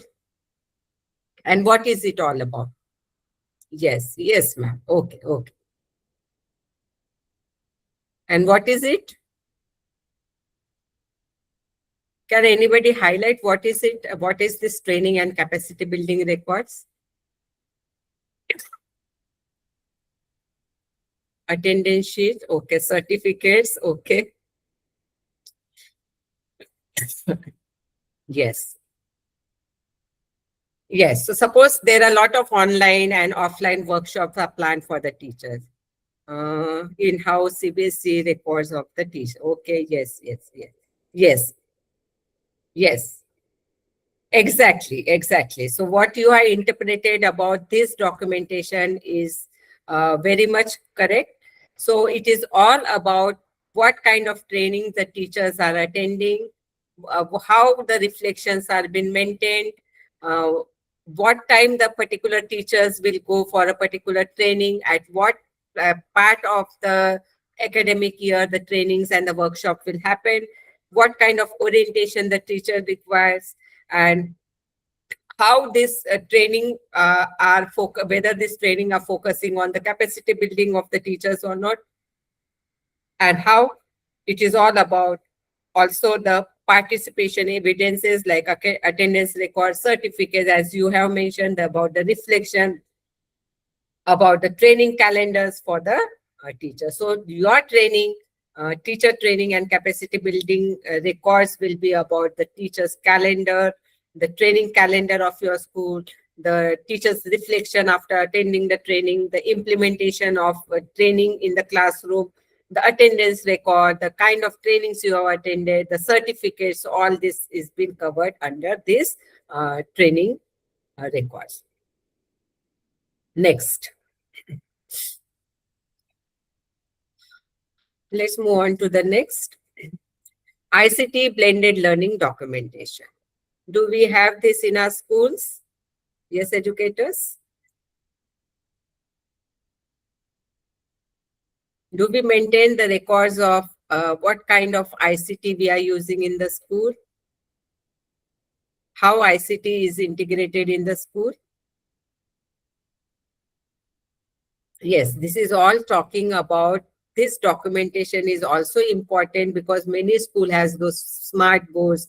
There are ICT classes, how the teacher should implement the videos, the audios in the classroom. So this is all about the ICT integration framework. So the areas which is to be covered under this documentation is your ICT integration framework, how technology is integrated in the teaching learning practices, whether it is a smart classroom or whether it is a digital presentation or any kind of educational medium. Then digital teaching practices, how you have your technology enabled classroom practices. PPTs, animation used for this. Yes, very true, Saurabh sir. Then the learning resources. So this section includes digital learning materials and the resources. So what kind of e-learning materials you're using, educational apps, what you're using, what many we use a lot of simulations which are available online. So this is also area where you have to document and keep when it comes to the ICT documentation. The students' engagement records, how you are engaging the students through a digital platform. Then teacher preparedness, are teacher ready, prepared, or show readiness to ICT integration or not? So for that, what kind of interventions you are taking? So how is this is also have to be documented. If the teacher is not very much good with the AI, so there has to be some peer collaboration with that teacher so that the teacher learns how to use AI in the classroom. So this is where we see how the teacher readiness is there. So this is some kind of interventions, and this is to be documented. Then uses and implementation evidences. So this includes about the practical evidences of ICT integration, whether it is incorporated in your lesson plans or not, screenshot of how you are implementing or the recordings of your lessons. So this is gives you the evidence how this ICT has been implemented in the classroom. Monitoring and review. For everything, there has to have a monitoring and review where we have to review the effectiveness of your ICT practices. So this will help you to, if you document this ICT and in blended learning documentation, so it will support your NEP vision and also have a technology-enabled learner-centric approaches in the school. Let's move on to the next.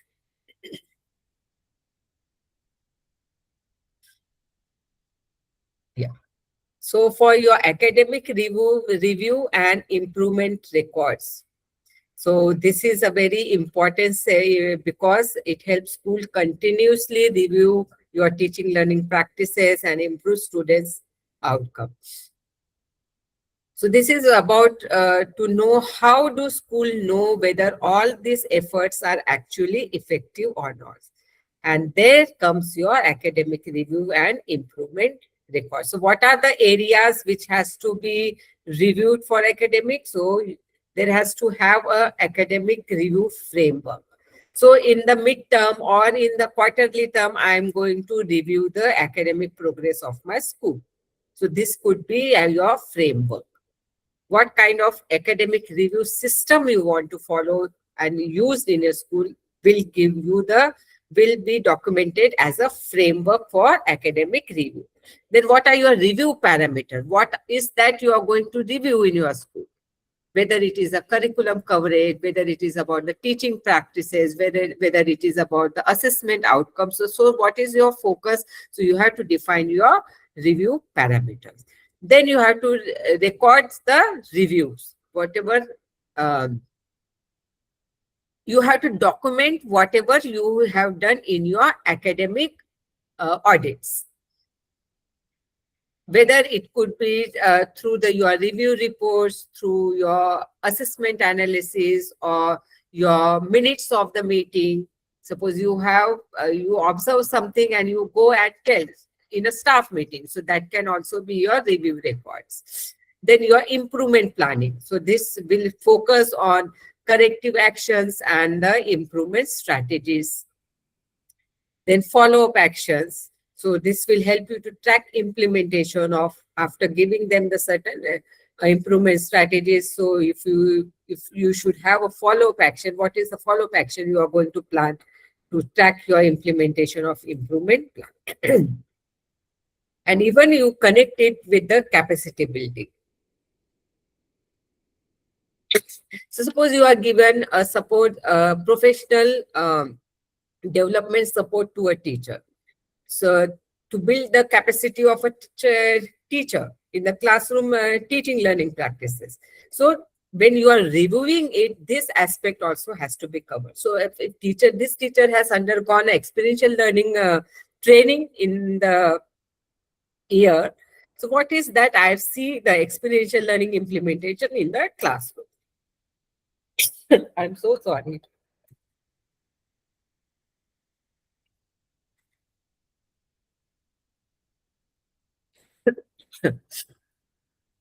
And next is about the monitoring and governance. So this focuses on leadership, oversight, and academic supervision. How the leadership regularly reviews the academic progress, the implementation quality, the student performance trends from first unit test to the second unit test, or the term exam, or the half yearly, and at the end of the year.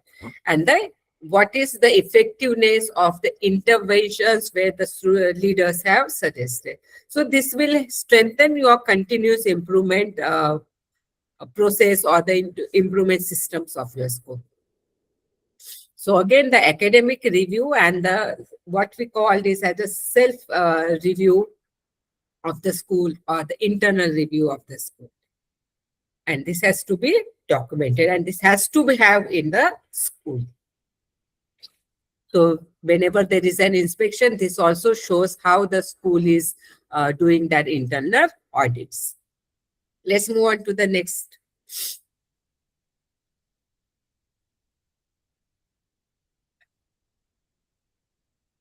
Next slide, please.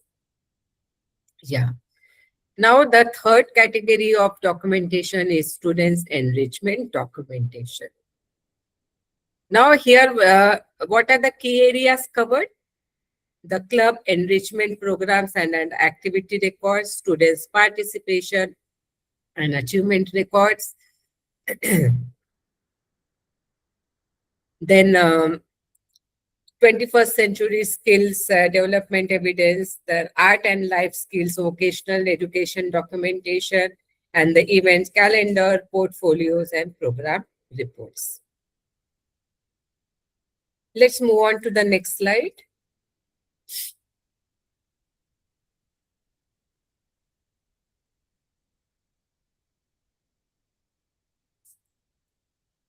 Sir, you are talking about documentation sample and templates.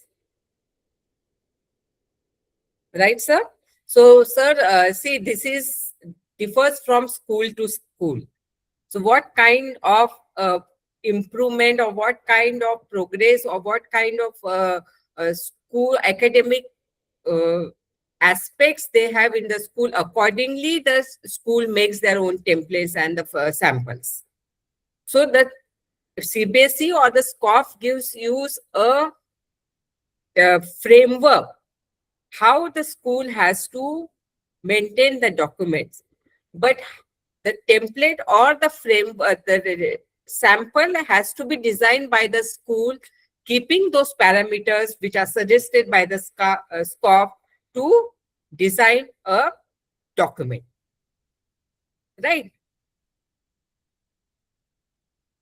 Then maybe generalized format. This is the general aspect what the SQAAF is suggesting to maintain a document. The school can maintain a specific document keeping one parameter also in mind. For example, daily planning. So daily planning may include, some school may include what the teacher has done in the classroom, what was the homework given, what is the class assignment given. But there are schools who goes beyond that day. They talk about what the teacher has taught in the class, what is the impact of the teaching on the students' learning, what assessment was given, whether that assessment was aligned with the activity or the topic what the teacher has covered.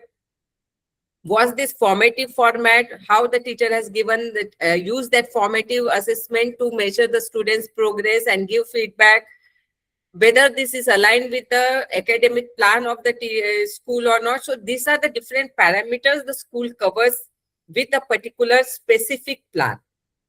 So it varies from school to school. Generalization is about the parameters which we are discussing for maintaining a document in every area. So what are the areas to be covered? Right. Okay, let's move on to the next club and enrichment program and activity records. So here we should have a program framework. The area for this documentation, the areas covered are the program framework.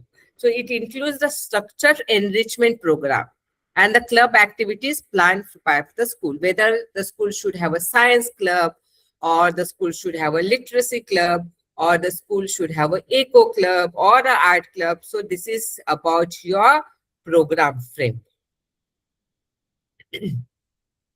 Even your community activities. Then again, you should have the enrichment domains. So this section will highlight the different areas of students' enrichment. So it may include what kind of enrichment should you are planning for the children. Whether it is a scientific temper, so you should have a science club. That's why you have a science club. Whether it is a leadership quality, so you have activities like extempore, or you have debates, or you have case study problem solvings, project-based things. So these are the enrichment domains based on the what enrichment activities you want to carry out for the school. So we have to look at that domains also.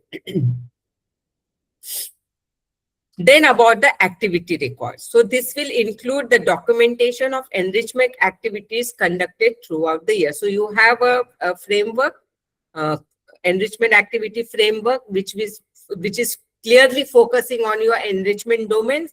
And then when you are conducting these activities, whether these records are being maintained or not.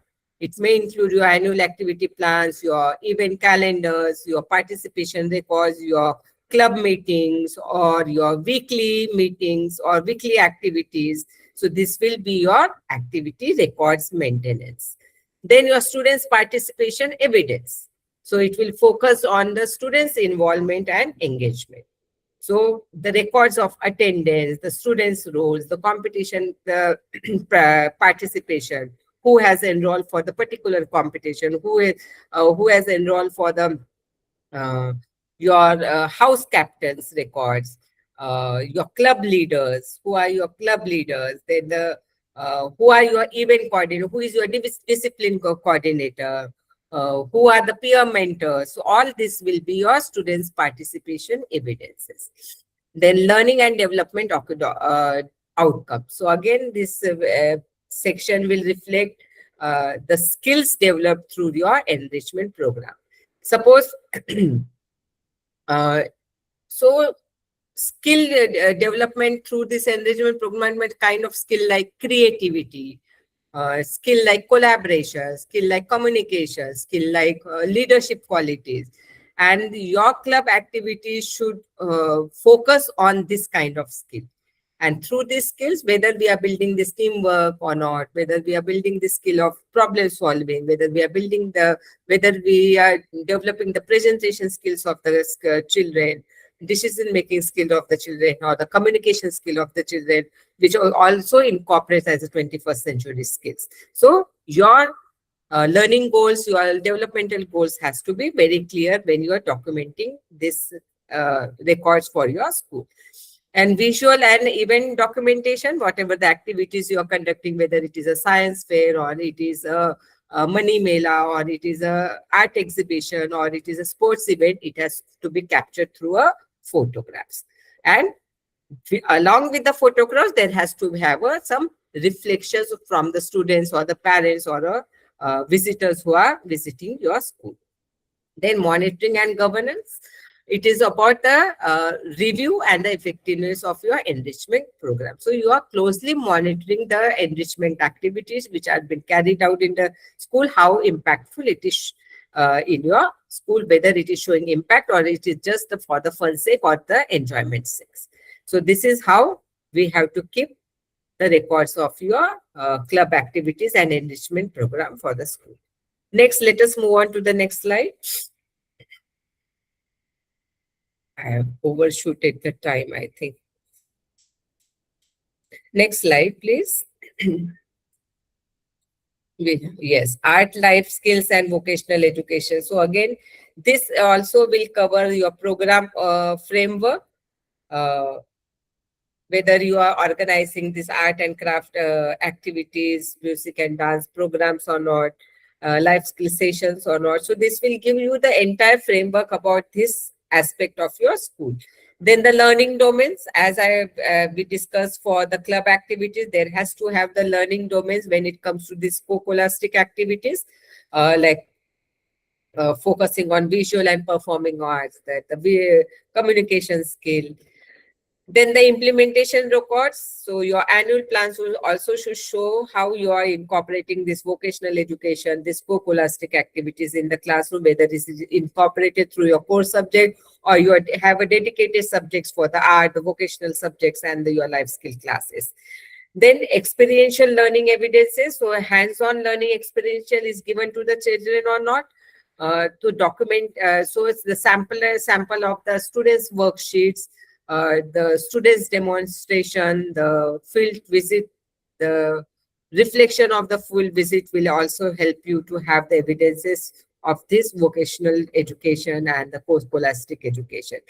Achievement and the certification. So your competition participation, the certificate the school has received, the award the school has will be the record maintained for students' achievement and the recognition. Then monitoring and government, whether these programs what you are implementing in the schools are be showing the results or showing the effectiveness or not, are showing the impacts or not, will help you to through your monitoring and governance. So again, this art skill, life skill, and vocational education reflects how the school nurtures the creativity, the 21st century skills, the practical life skill, the emotional growth of the children, and the future readiness of the children. Let's move on to the next slide.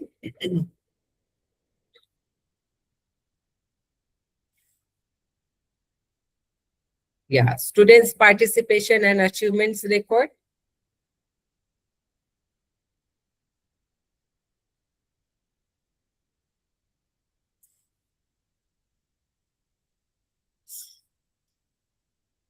Yeah.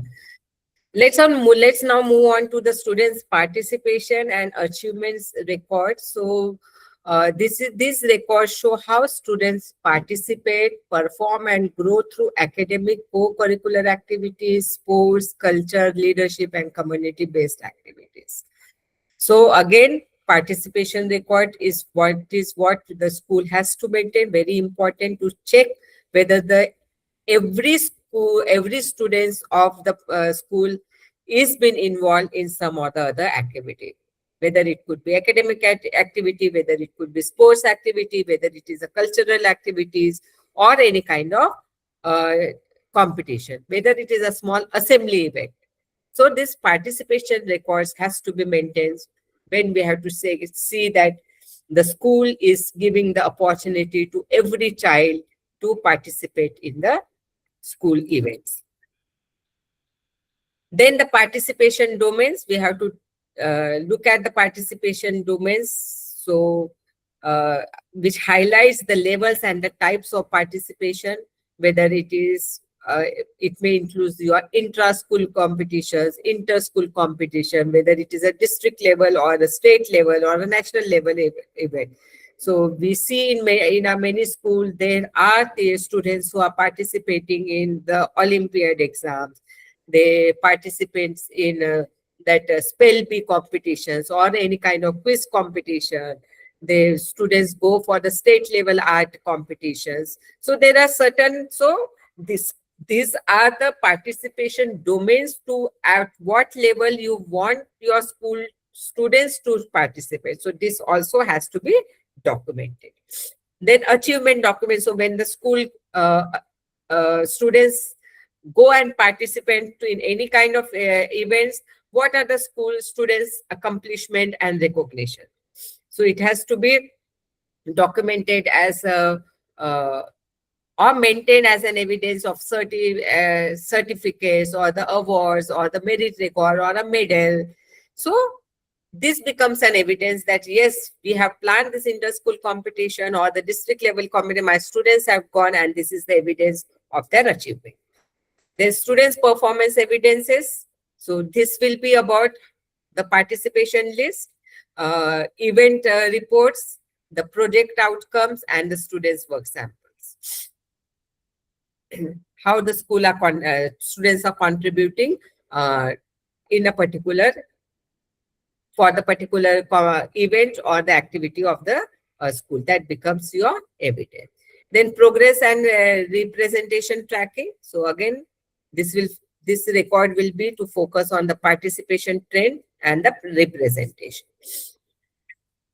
So whether the school students are actively participating or not, which groups need more encouragement to participate in an extempore or a poetry competition or a debate.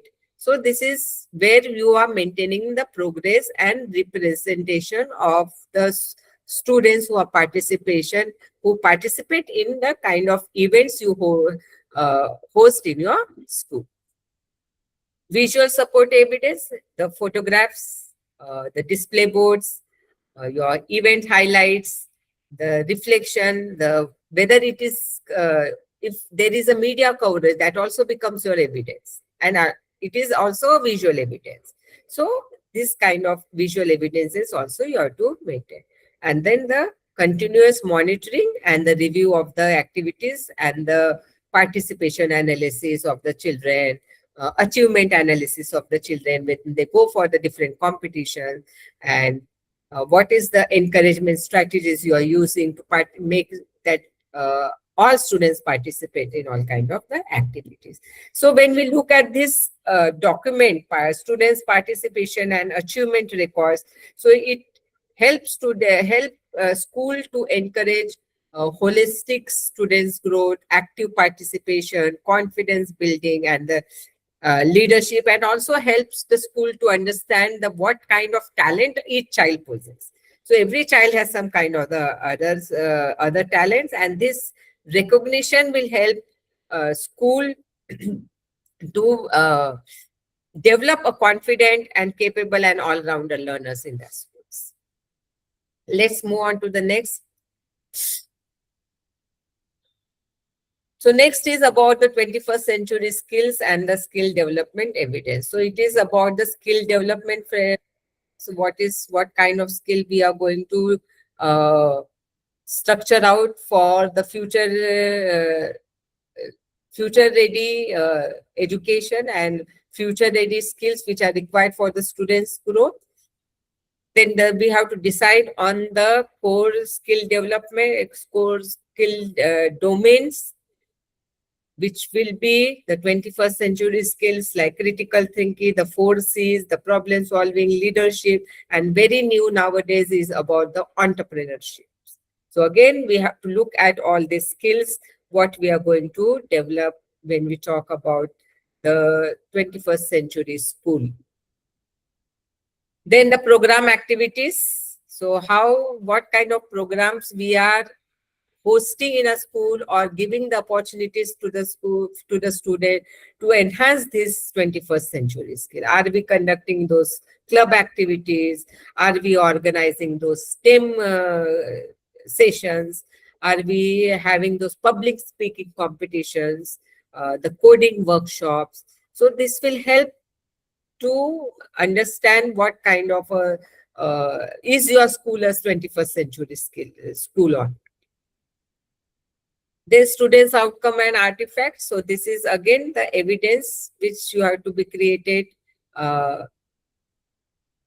which is to be created from the students' portfolio presentations, then the reflection records, innovation models, and the project reports. So how the students' output is when you implement or have such kind of domains for your 21st century skill developments among the students. Integration with learning. So this will ensure that the skill development is connected with classroom teaching and enrichment activities. So your classroom discussions should be around the collaboration activities, the inquiry activities, the creative activity, whether you are giving this opportunity of analytical thinking or not. So through your case studies incorporated in the classroom will help to have the integration of learning. Then achievement and recognition. So again, students' accomplishment in the skill-based domain will help you to understand and recognize, to keep the record of their achievements and understand what is the recognition what the children are getting. And this could be monitored and reviewed through the feedback reports, the program evaluation carried out in the school, the developmental reviews, as well as the skill tracking mechanism. So the 21st century skill documentation reflects how the school prepares students to become confident communicators, creative thinkers, problem solver, and a future-ready citizens. Okay, let's now move on to the next slide, which is about the event calendar, portfolios, and the program report. So here also you will have to cover the areas like event planning records, where you are planning documents for school events and enrichment program. So this is again your event calendar. Portfolio documentation, which includes the students or a program portfolio, which showcases about the students' participation, learning experiences, through that maybe through the project work or maybe through their sample, art sample. So again, the project work of a child, artwork of a sample become a sample for a portfolio documentation. Then the program reports. So again, the structured reports of events and the programs conducted, which may include the objective of the program, activity details, what is the objective of having this program, then the participation record, the outcomes, as well as the key highlights of them.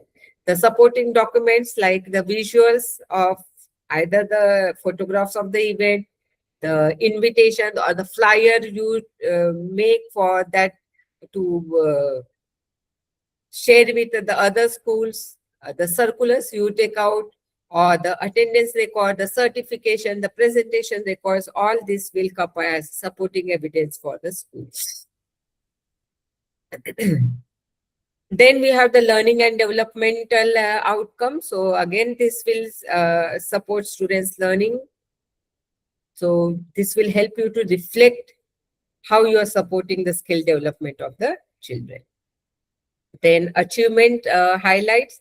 So this achievement highlight document is important to make records of students' achievement and their success stories. So it could be in the form of awards, the students' accomplishment, and the events outcomes. So this becomes a motivator and encourages students when we showcase certain awards of the children or appreciate them in the assembly. So all this becomes a records and how you highlight the achievements of the children, whether it is through a annual day program or through a assembly program. So this is again into a planning, how you have to keep a record, how you are highlighting the achievement and the progress of the success stories of your children in the school.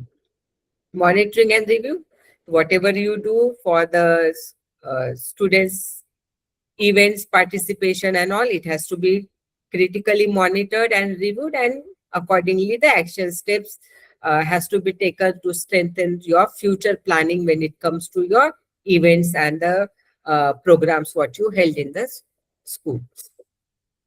Now let's move on to the next documentation, that is about the assessment documentation. So far we have covered about the pedagogy documentation, curriculum documentation, the events and all those things. Now about the assessment document, because this domain is talk about the TLA, the teaching, learning and assessments of the school. So how the TLA is happening in the school. So assessment document is also very important. If the records are not maintained, we do not know where we are going. And we are not able to measure whatever we are doing. We have to assess it. We have to measure it. There has to have some measurement. So what are the areas covered under this is the assessment policy and assessment calendar, question papers, rubrics and assessment tools, holistic progress card and reports card, result analysis, progress tracking and interventions, remedial support and feedback mechanism, documentation. Let's move on to the next one is that is about the assessment policy and assessment calendar. So what are the areas to be covered under this? So assessment framework is the first area which you have to have in place, which talks about your school assessment policy, philosophy and assessment policy guidelines. Then is about the assessment structure, where you are talking about what kind of assessment formats you will follow in your school, whether it is formative assessment you will have, the summative assessments you will have, or the competency-based assessment, how you are planning your scholastic and co-scholastic evaluation of the school, and what what will be the frequency and the formats of this evaluation in your school. Then your assessment calendar.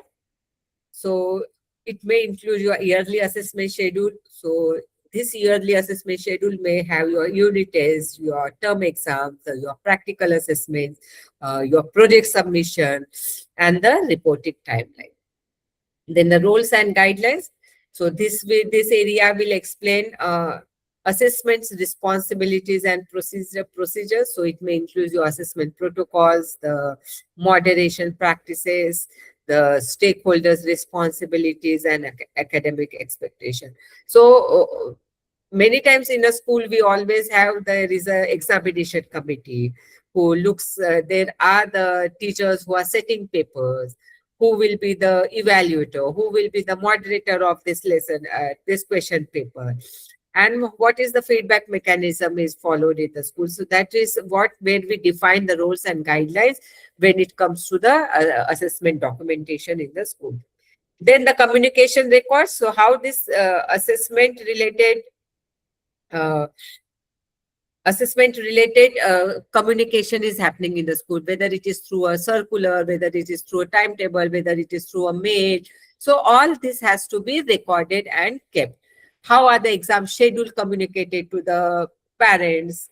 What assessment changes you are bringing, how it is communicated to the other stakeholders, your teachers or the parents, submission dates of particular exam paper, or submission date of your assessment marks, or the formative assessment conducted. So this is all how you are keeping the communication records of when it comes to the assessment. Compliance and implementation. So this ensures that assessment practices follow institutional and board requirements. Whatever the school shows the proper conduct of assessment. So this is what you have to see, whether whatever you have planned, whether it is been implemented with whatever the practices you want your institution to follow. Monitoring and review, again, the tracking of the assessment, what you have planned is in place or not, whether the teachers review meetings are happening for the assessments or not, feedback analysis is been done or not, implementation review, and what is coming out from this review is about your students' performance trend, then the effective assessment effectiveness, and what are the suggested plan based on the monitoring and review of your assessment documents.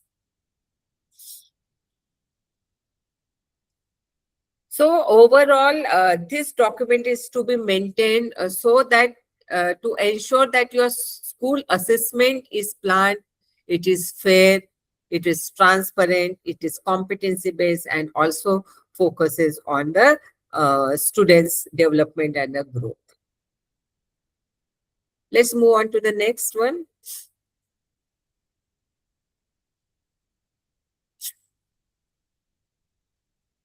Yeah. So next, under this assessment documentation is about a question paper, rubrics, and assessment tool. So it is all about documents how school designs assessments to measure meaningful learning and competency and not only memorization. So your document should, this question papers, your rubrics and assessment tool is to be maintained so that the assessment becomes fair, balanced, skill-based and aligned with the learning outcome. So the areas covered is about the assessment instruments. So what are the different tools which you will be used in the school for the students' evaluation? It may be question papers, it may be worksheets, practical assessment, projects, etc., etc. Then comes your assessment design quality. So it will mainly focus on quality of assessment design. So you have to ensure that there is an alignment with the learning outcome when an assessment is designed.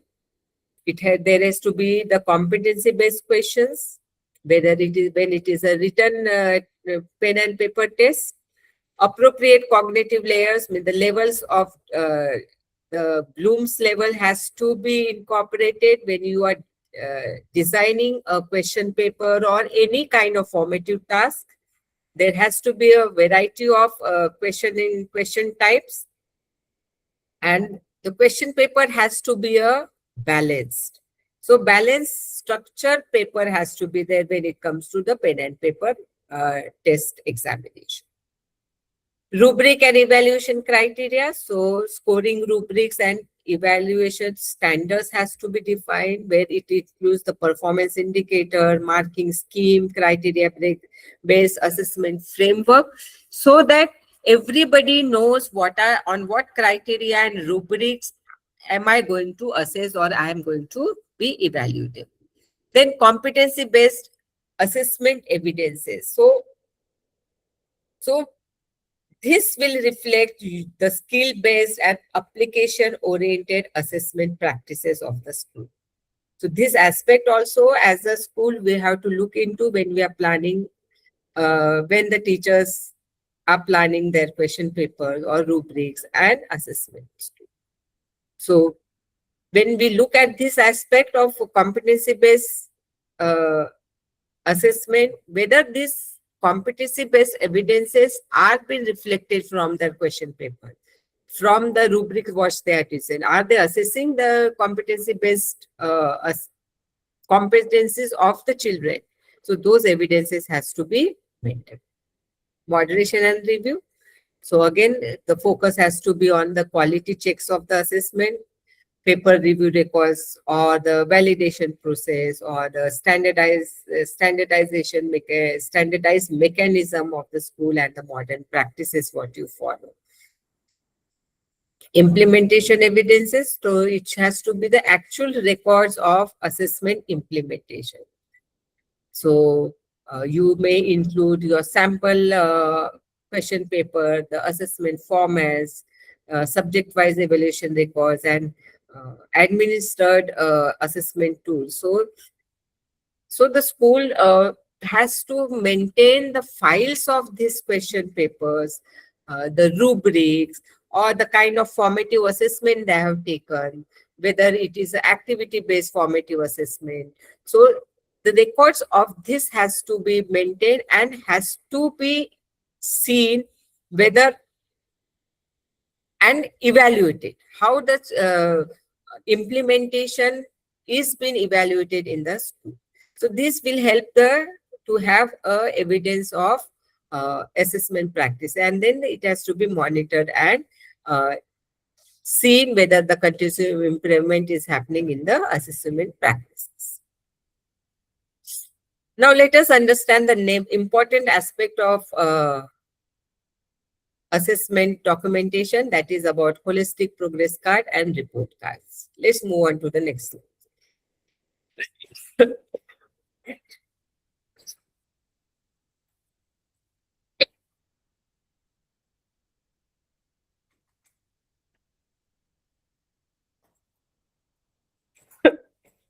Can I have the next slide?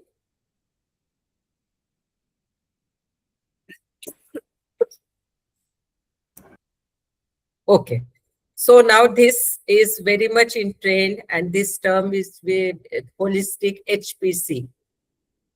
We are very much aware about this, and we always talk about this. So what is your understanding when we talk about holistic progress card?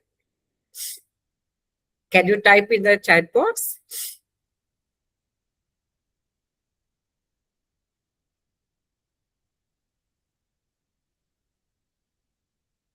360-degree assessment. Okay, very good. Millie Nair, yes.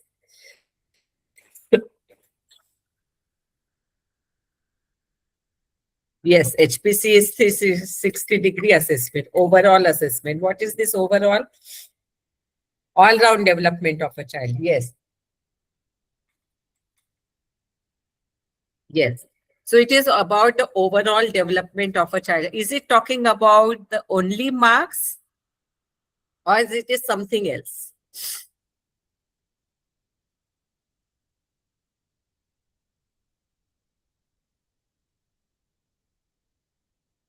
So HPC is, as you told, it is talking about our overall development of a children. So my next question is about, is it only about marks or it is something else? Yes, participation in all activities, not only marks, social, emotional, physical, etc. Yes, very good. Yes, excellent, Ambil.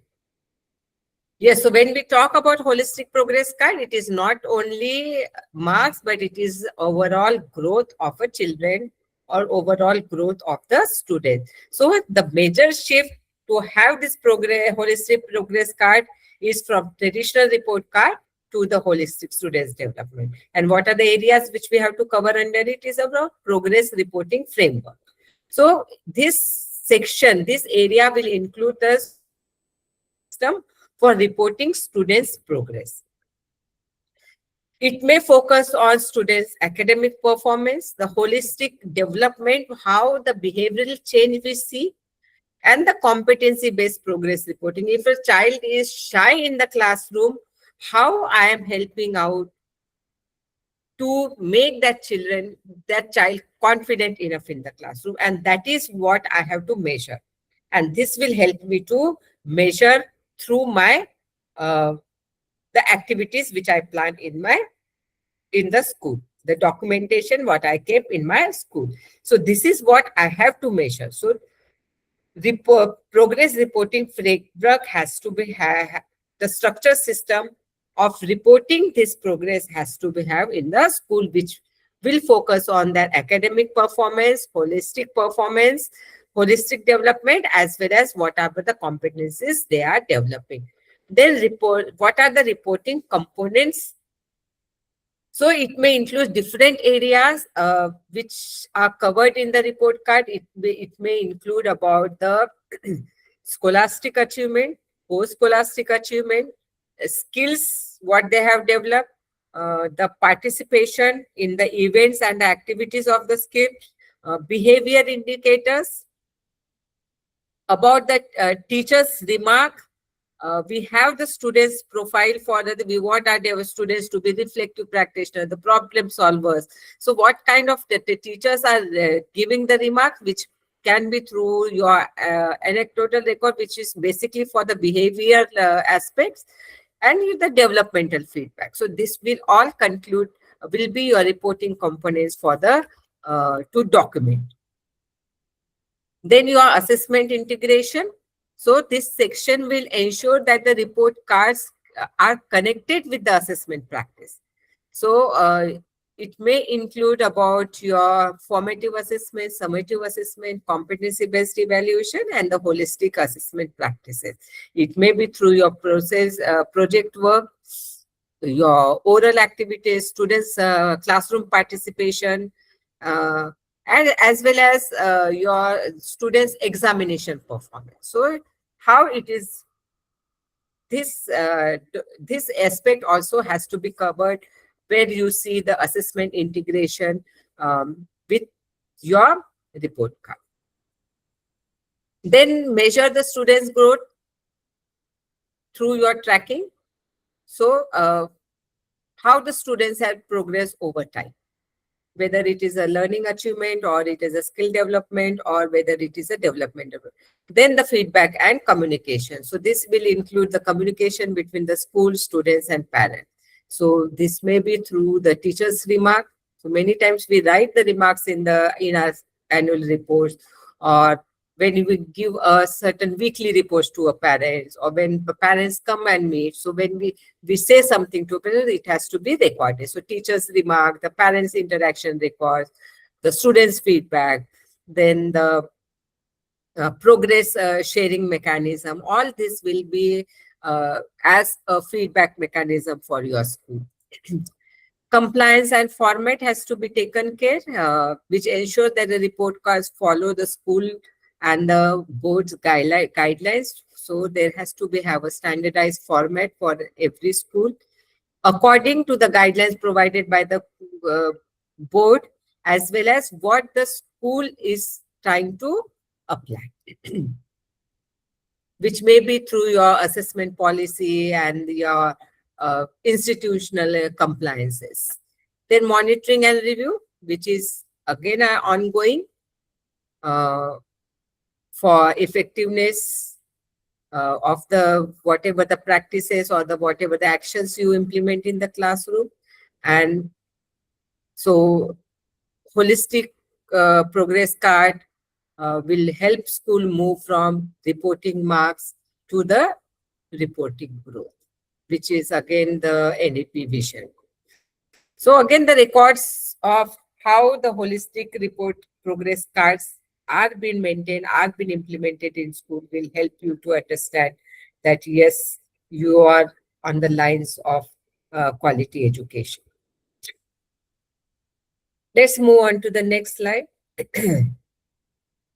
So under this assessment documentation, again, you will have to maintain about the result analysis, progress tracking, and intervention records, so that this records will help your school to analyze students' performance, identify learning gaps, track progress, and provide timely academic report.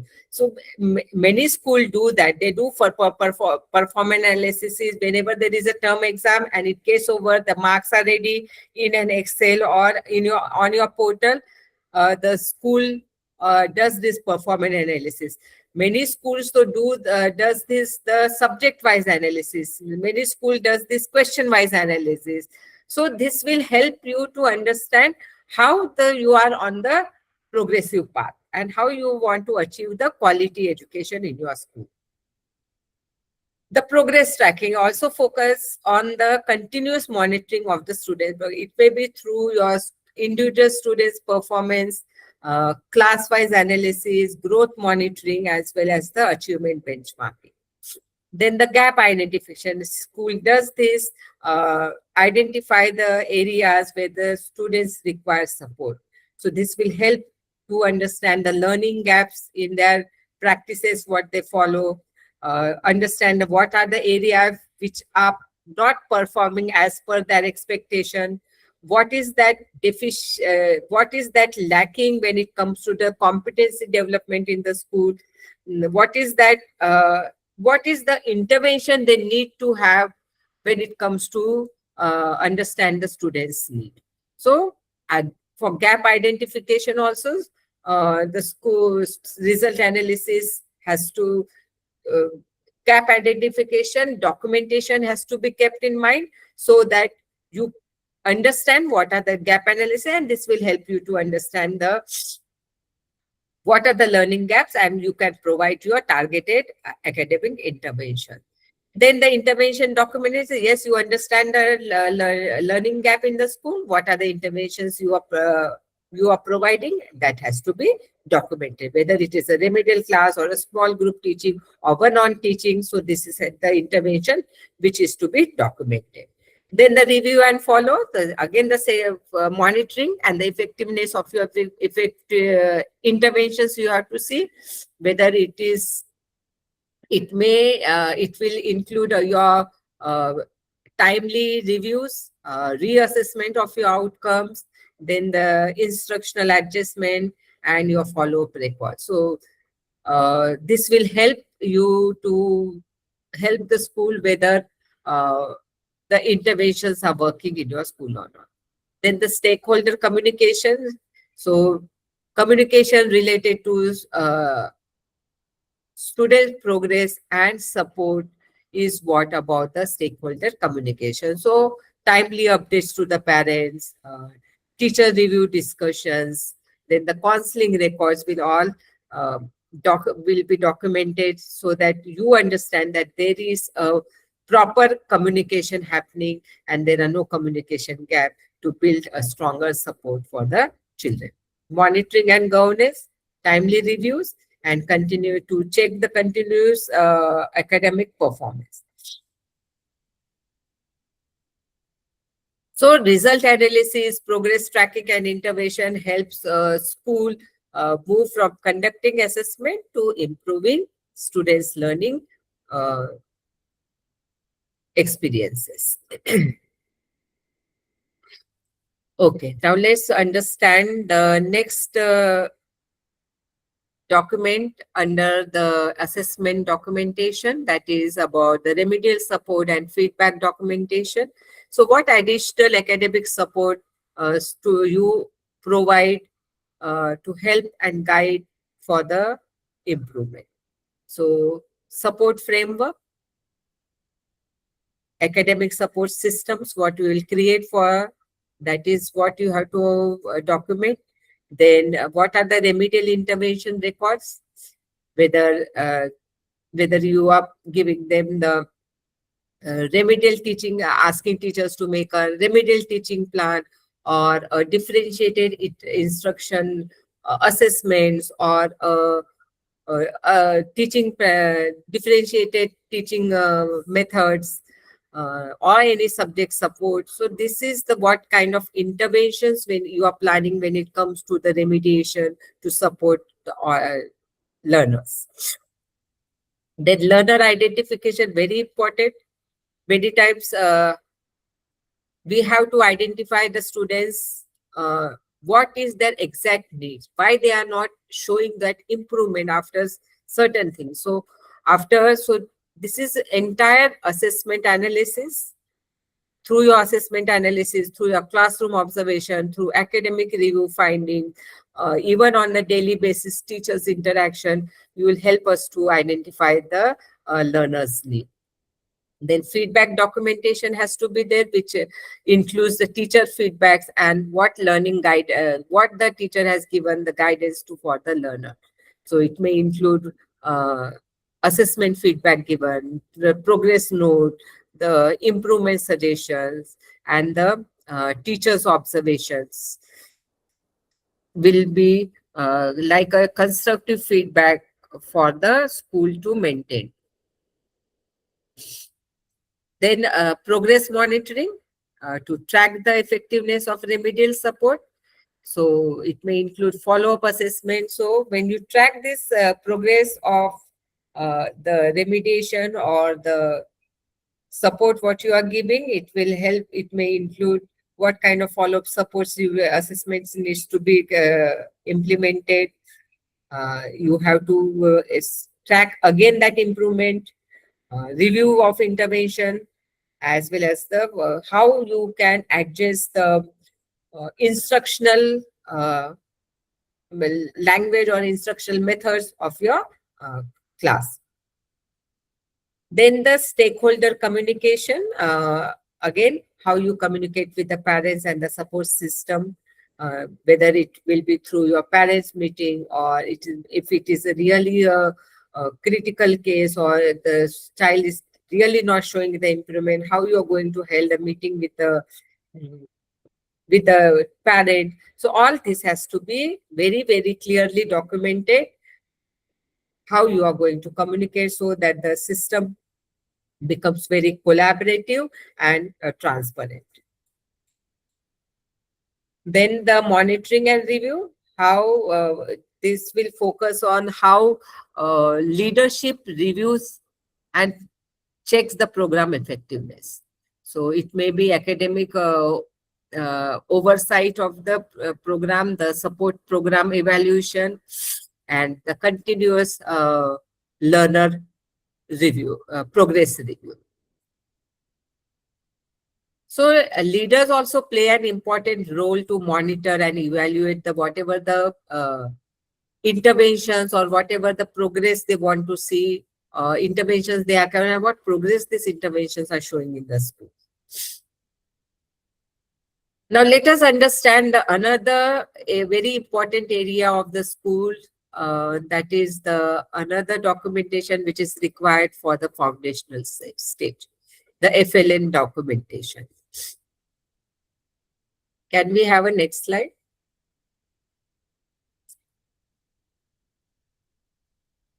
Yes, we have overshooted the time. Yes. So just be with me. Okay. So under foundational stage documentation, the key area covered are FLN, foundational stage planning documentation. Then we have the teaching, learning material and activity documentation. Then we have student progress tracking, the HPC record, learning outcomes and appropriate assessment records, parent engagement and intervention records. So these are the records what you have to maintain when it comes to the FLN documentation, and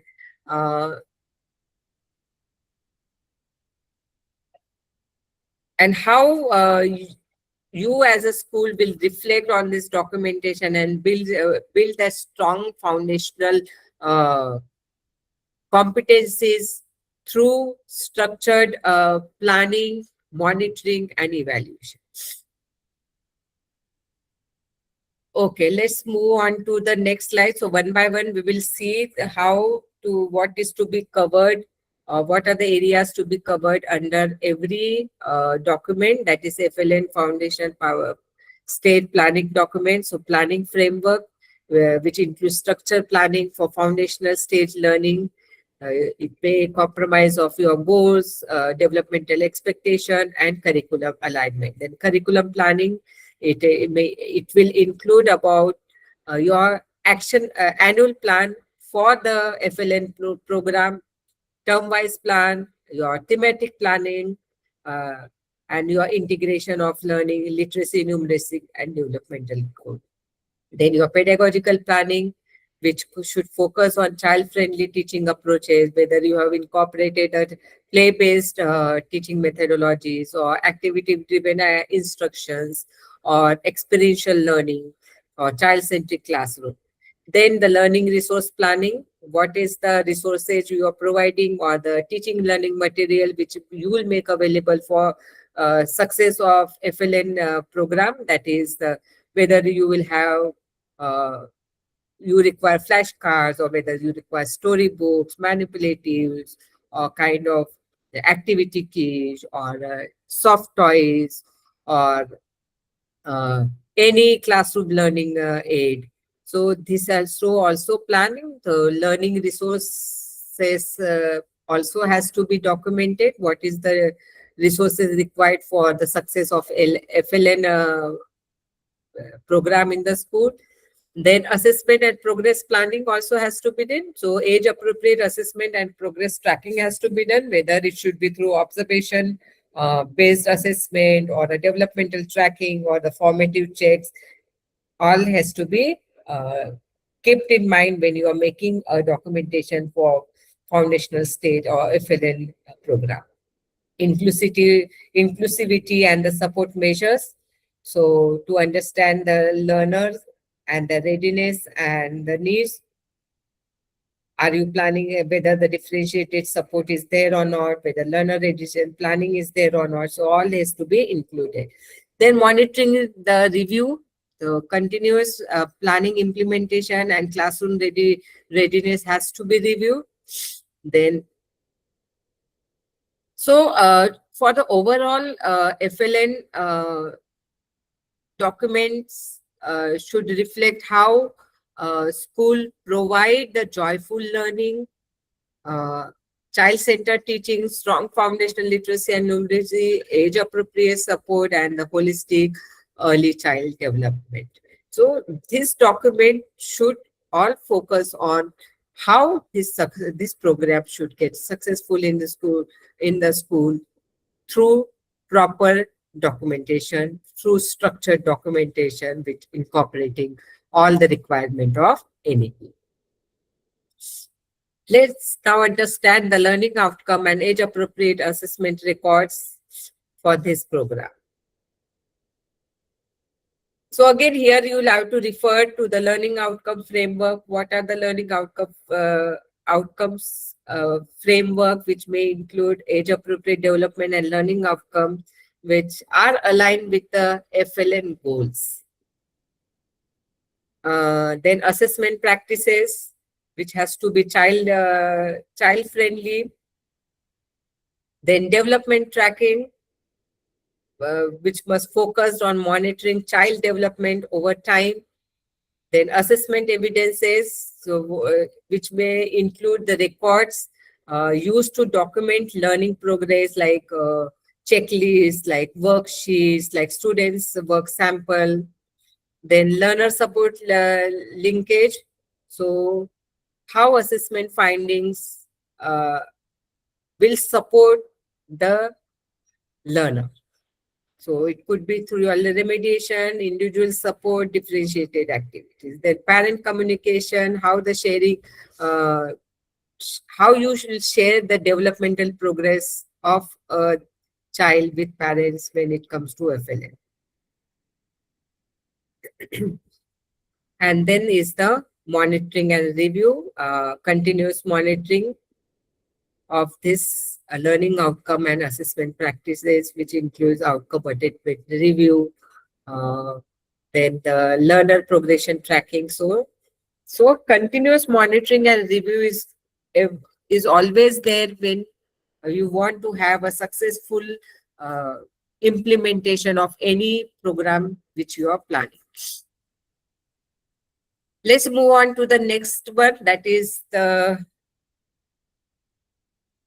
let's move on to the next slide, which is about teaching learning material and activity documentation.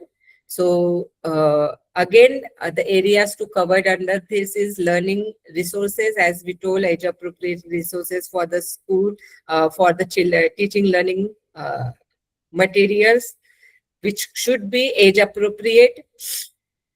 Then what are the resource categories, which you have to again identify what are the different types of learning resources. Resources will be, it may be kind of a storybook or the flashcard or the manipulatives or the activity kits. Then the activity documentation. So it should be how the activity is planned, the learning activity. So whether it is through a play-based learning or the experiential activity. So this has to be a planning of that activity, the students' engagement, how the students' participation when this activity was carried out.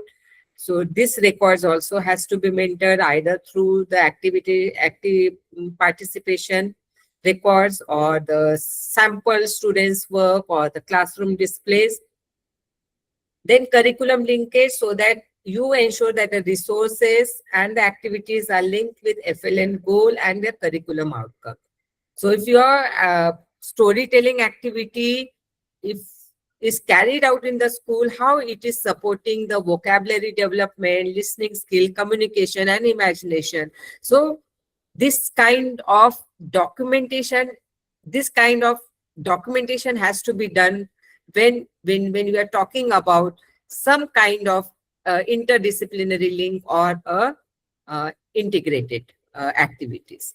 Inclusive and accessibility. So the activities plan has to have the learner-friendly and inclusive material so that it caters to the differential learners. Monitoring and review. So review the effectiveness of the resources and the activities. Next is how will it track the students' progress. Yes. So next will be how you will track the students' progress and HPC records. So for that, again, you will have to maintain the records. So, and these records may be about progress tracking framework. So there has to be have a structured system for monitoring learners' growth and foundational development. Tracking parameters could be foundational literacy and numeracy, communication skill, cognitive development of the children, motor development, social emotional growth, and continuous observation indicator. Then we'll have the progress reports, which will be holistic progress report, learner profiles, observation notes, milestone tracking records, etc., etc. Then assessment linkage. This section also connects progress tracking with classroom assessment practices.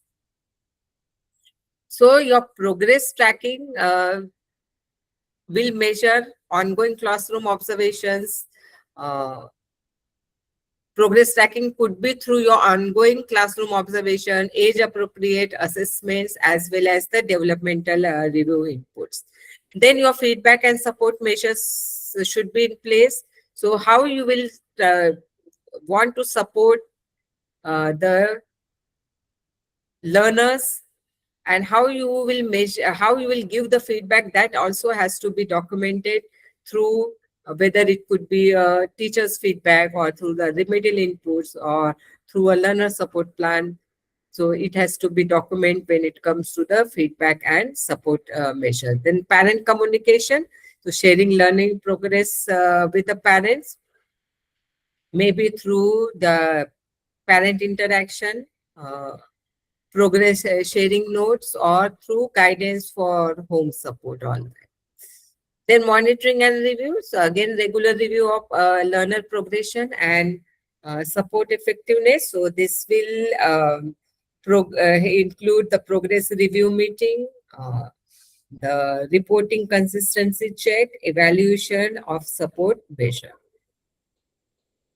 So this is all about the students' progress tracking and HPC records, along from framework till the monitoring and reviewing the whatever you have planned to maintain the students' progress in FLN program. Now let's move on to the next, that is next slide, which is about parent engagement and intervention records. So again, it will incorporate about parent engagement framework structure, where it includes the structured parent involvement practice supporting foundational learning, child development, as well as the learner well-being. Then engagement initiatives. So this will focus on activities which are organized for parents' involvement, like awareness program, like PTMs, then the parent orientation sessions and all. Then the communication records. So this section will include communication between school and parents.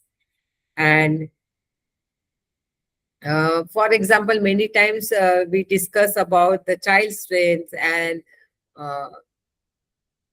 with the areas where the child needs support. Then sometimes we discuss with parents about the behavioral observation. So all this has to be recorded, and the communication which has happened with the parent. Then intervention collaboration. So this will focus on parents' involvement in learner support and intervention. So how the parent will become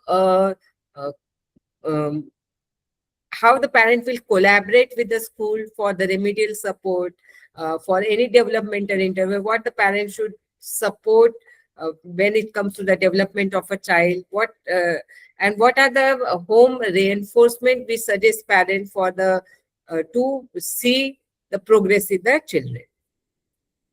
Then the learner support linkage, so again reflects efforts for addressing learning and developmental needs.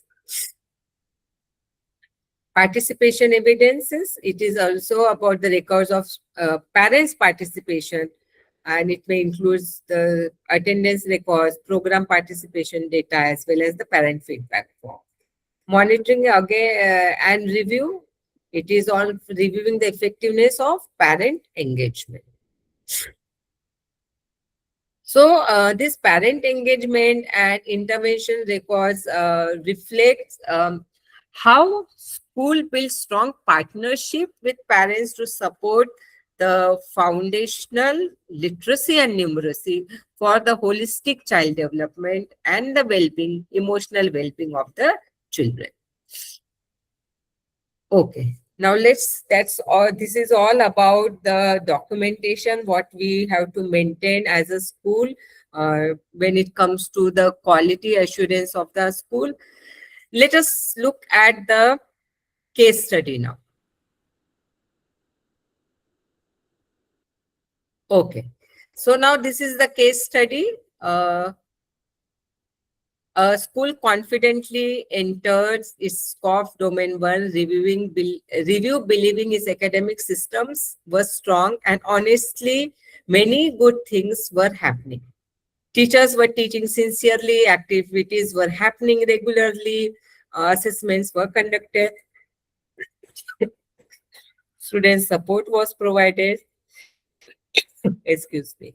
So at first the school felt fully prepared. But during the review, one important question was asked. If these practices are truly institutional, where is the evidences? And this question changed the entire perspective the school was doing. So this is the case study. Now let us see how the school has solved the problem. Move on to the next slide.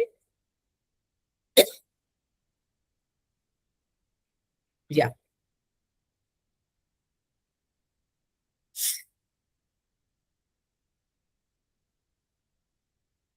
Yes.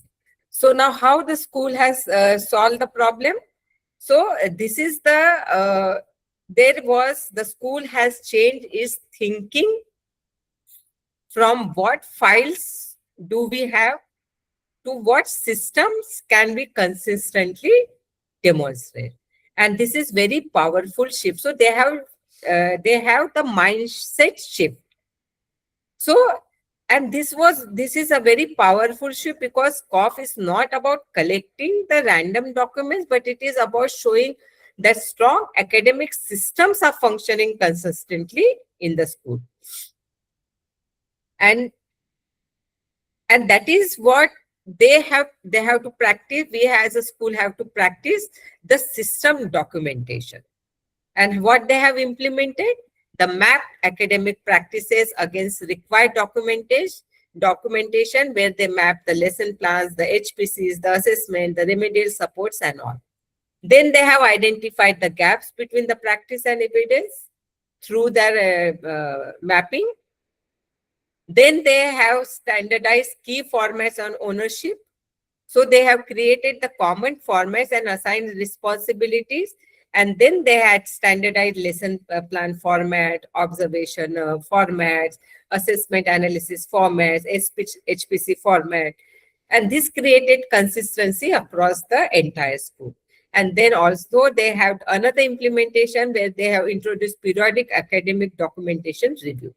So reviewing documentation regularly instead of waiting for the inspection time helps school to make this documentation review as a continuous process.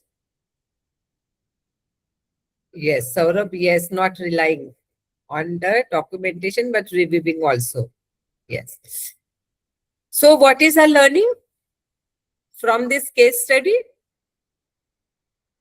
Next slide, please. Yeah.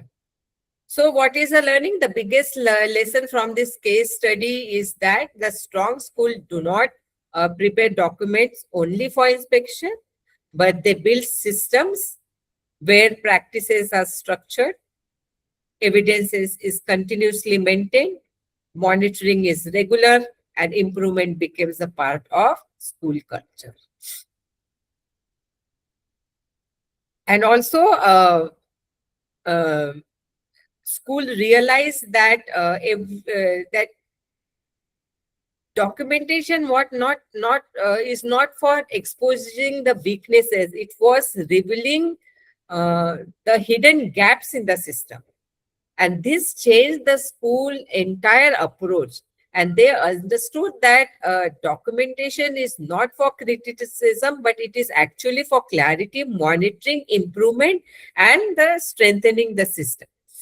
And what was improved in the school was the accountability.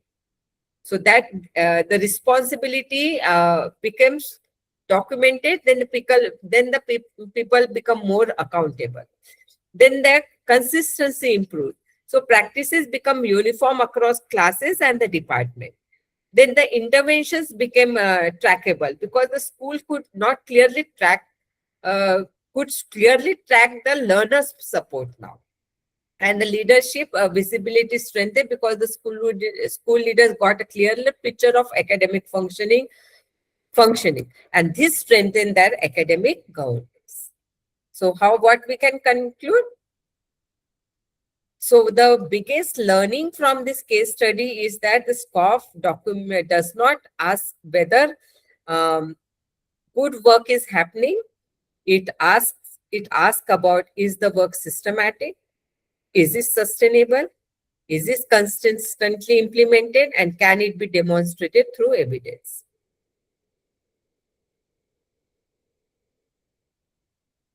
Right? Okay.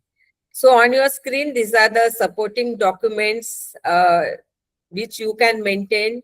So whatever the documents we have shared in today's session, so this can be a supporting document for you as a checklist, whether the discussed document, what we have discussed just now, are been designed by the school or not, or has the school missed on any document which they have to keep the track. So this supporting document will help you to keep the track of the documents which the SQAAF or the CBSE school has to maintain. Yes. Yes, the same checklist is also there in the SQAAF handbook. If you will see, it is also there in the handbook. Yeah. So what we can conclude? So documentation in SQAAF domain 1 is not just about maintaining file, but it is about the reflection of how effectively the school academic systems are planned, implemented, monitored, and continuously improved. So strong documentation does not create quality. It makes quality visible, sustainable, and scalable. So, good work may already be happening in school, but documentation helps it to preserve it, monitor it, improve it, and sustain it across the institution. Yeah.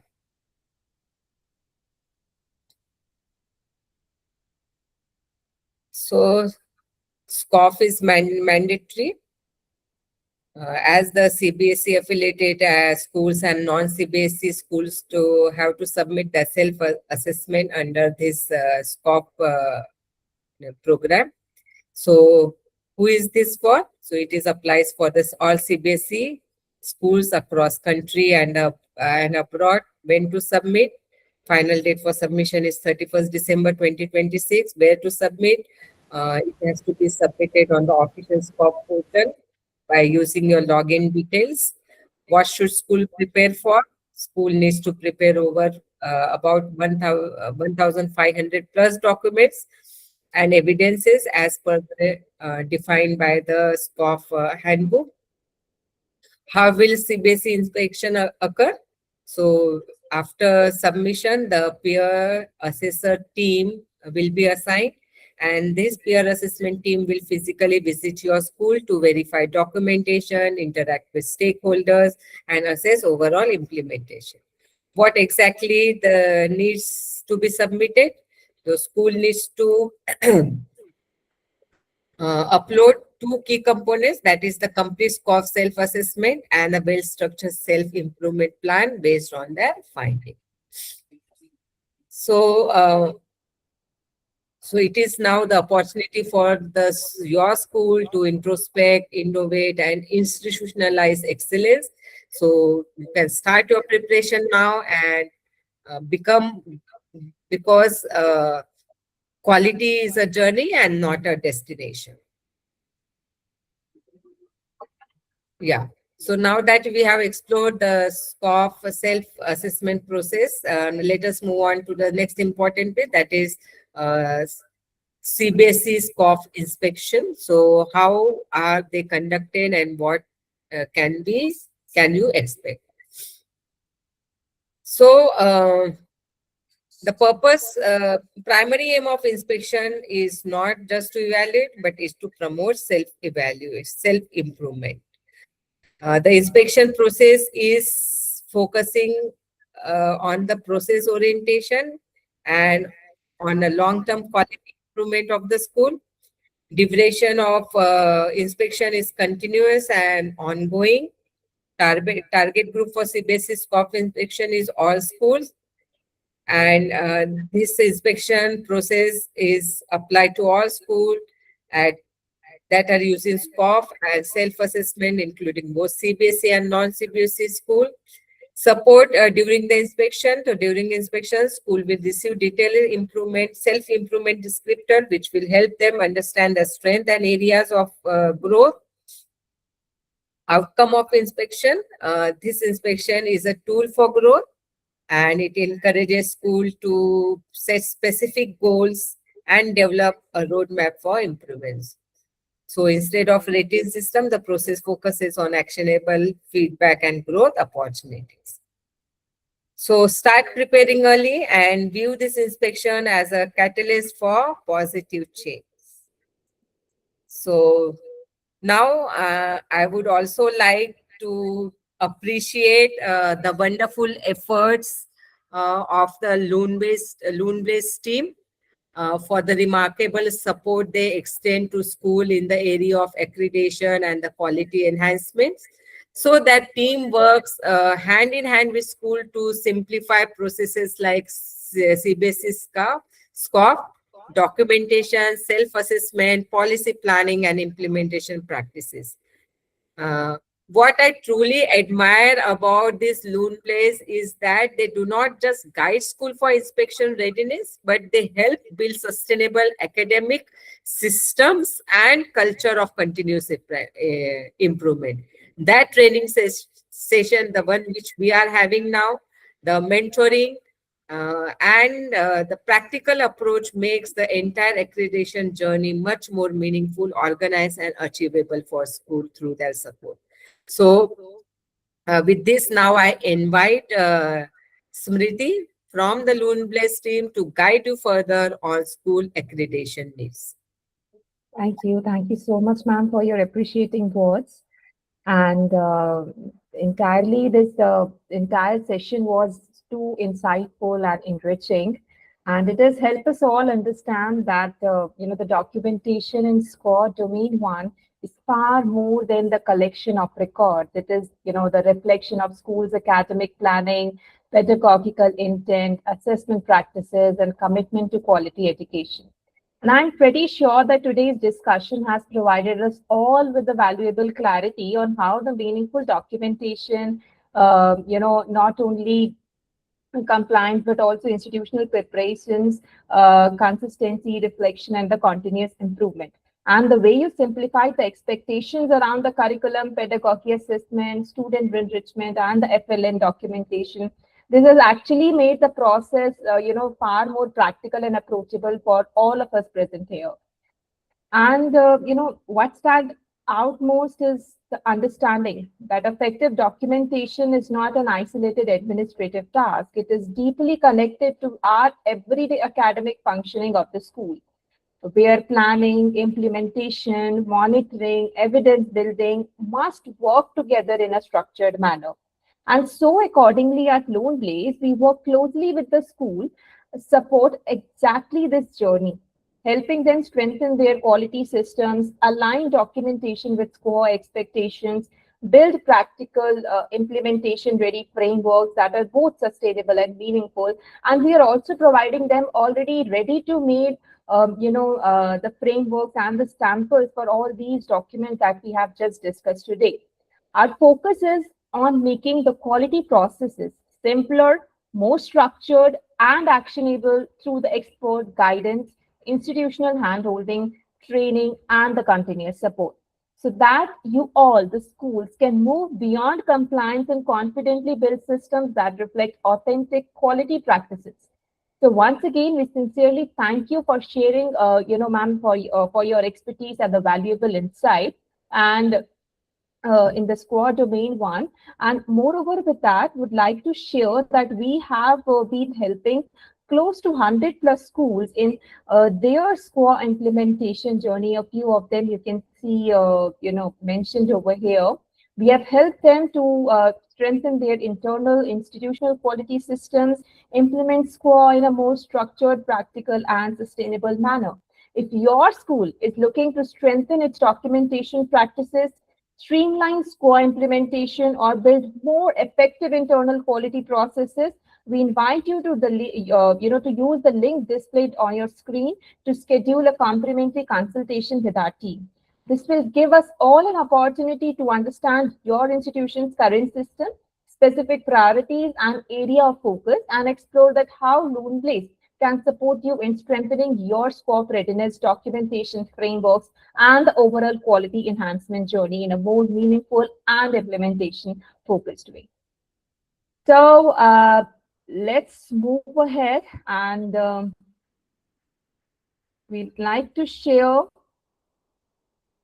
and that we actually warmly invite you to join us for our upcoming webinar in the month of June, where we'll explore another important dimension in the school quality and share the practical implementation-oriented insights that the institutions can meaningfully apply within their own systems and the practices.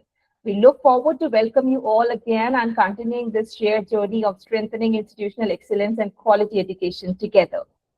So moving ahead, I've seen a few hand raised, and I would like to invite all of the participants over here. If you have any questions or discussions, you are free to unmute and discuss with ma'am. You are allowed to unmute now, and please one by one raise your hands. Mr. Saurabh, if you have anything to discuss, please feel free to unmute.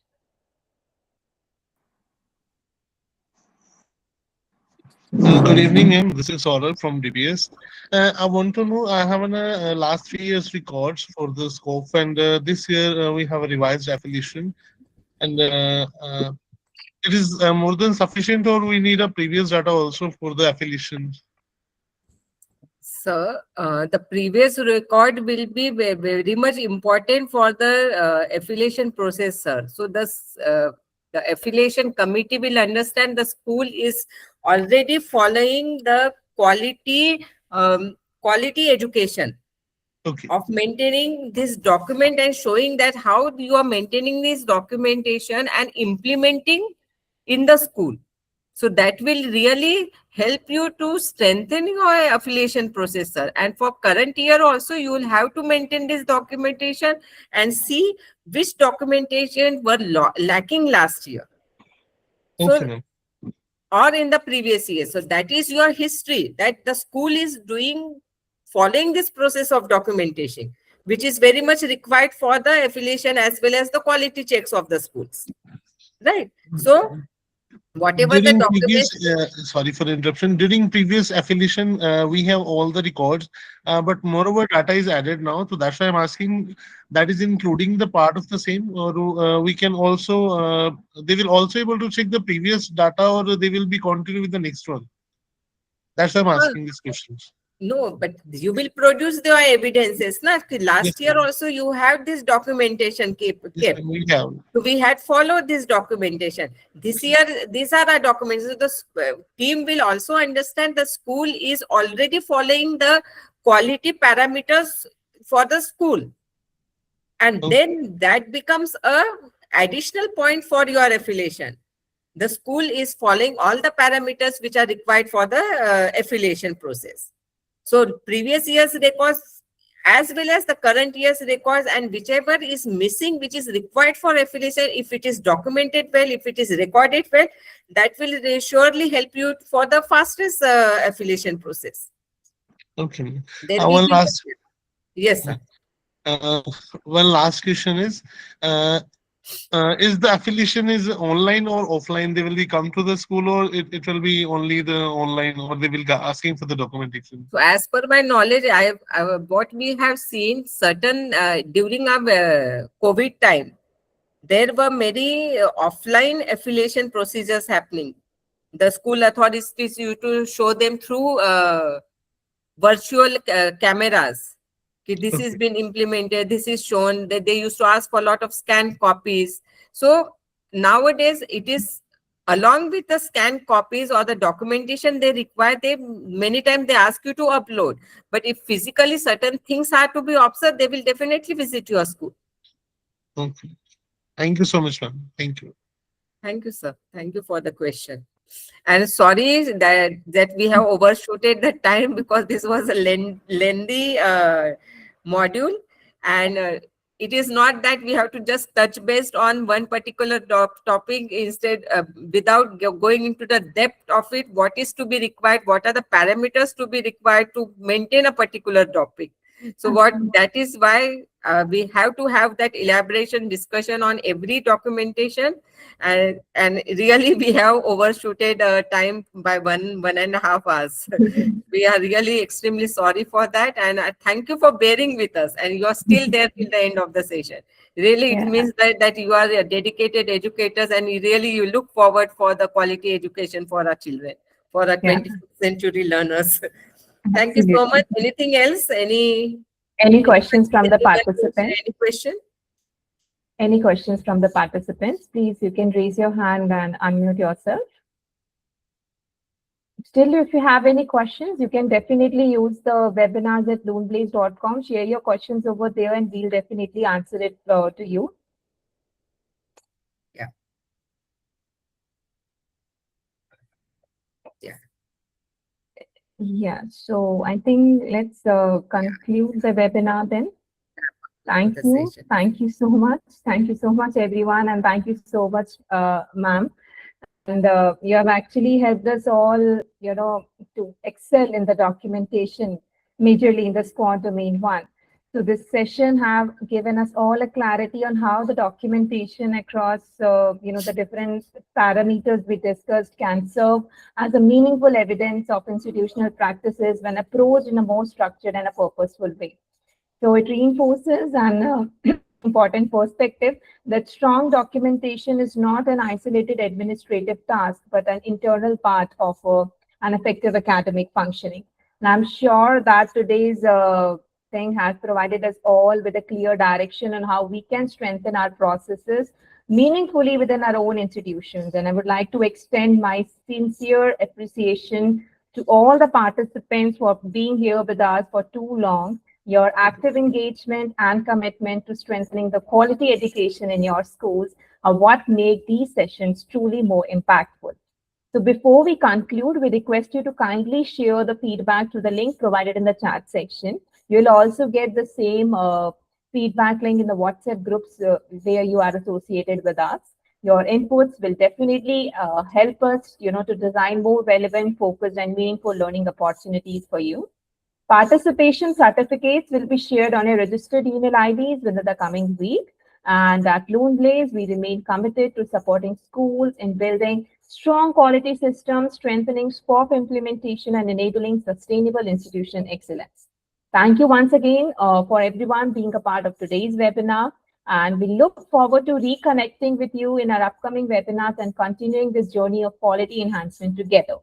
To everyone, thank you so much and have a wonderful week.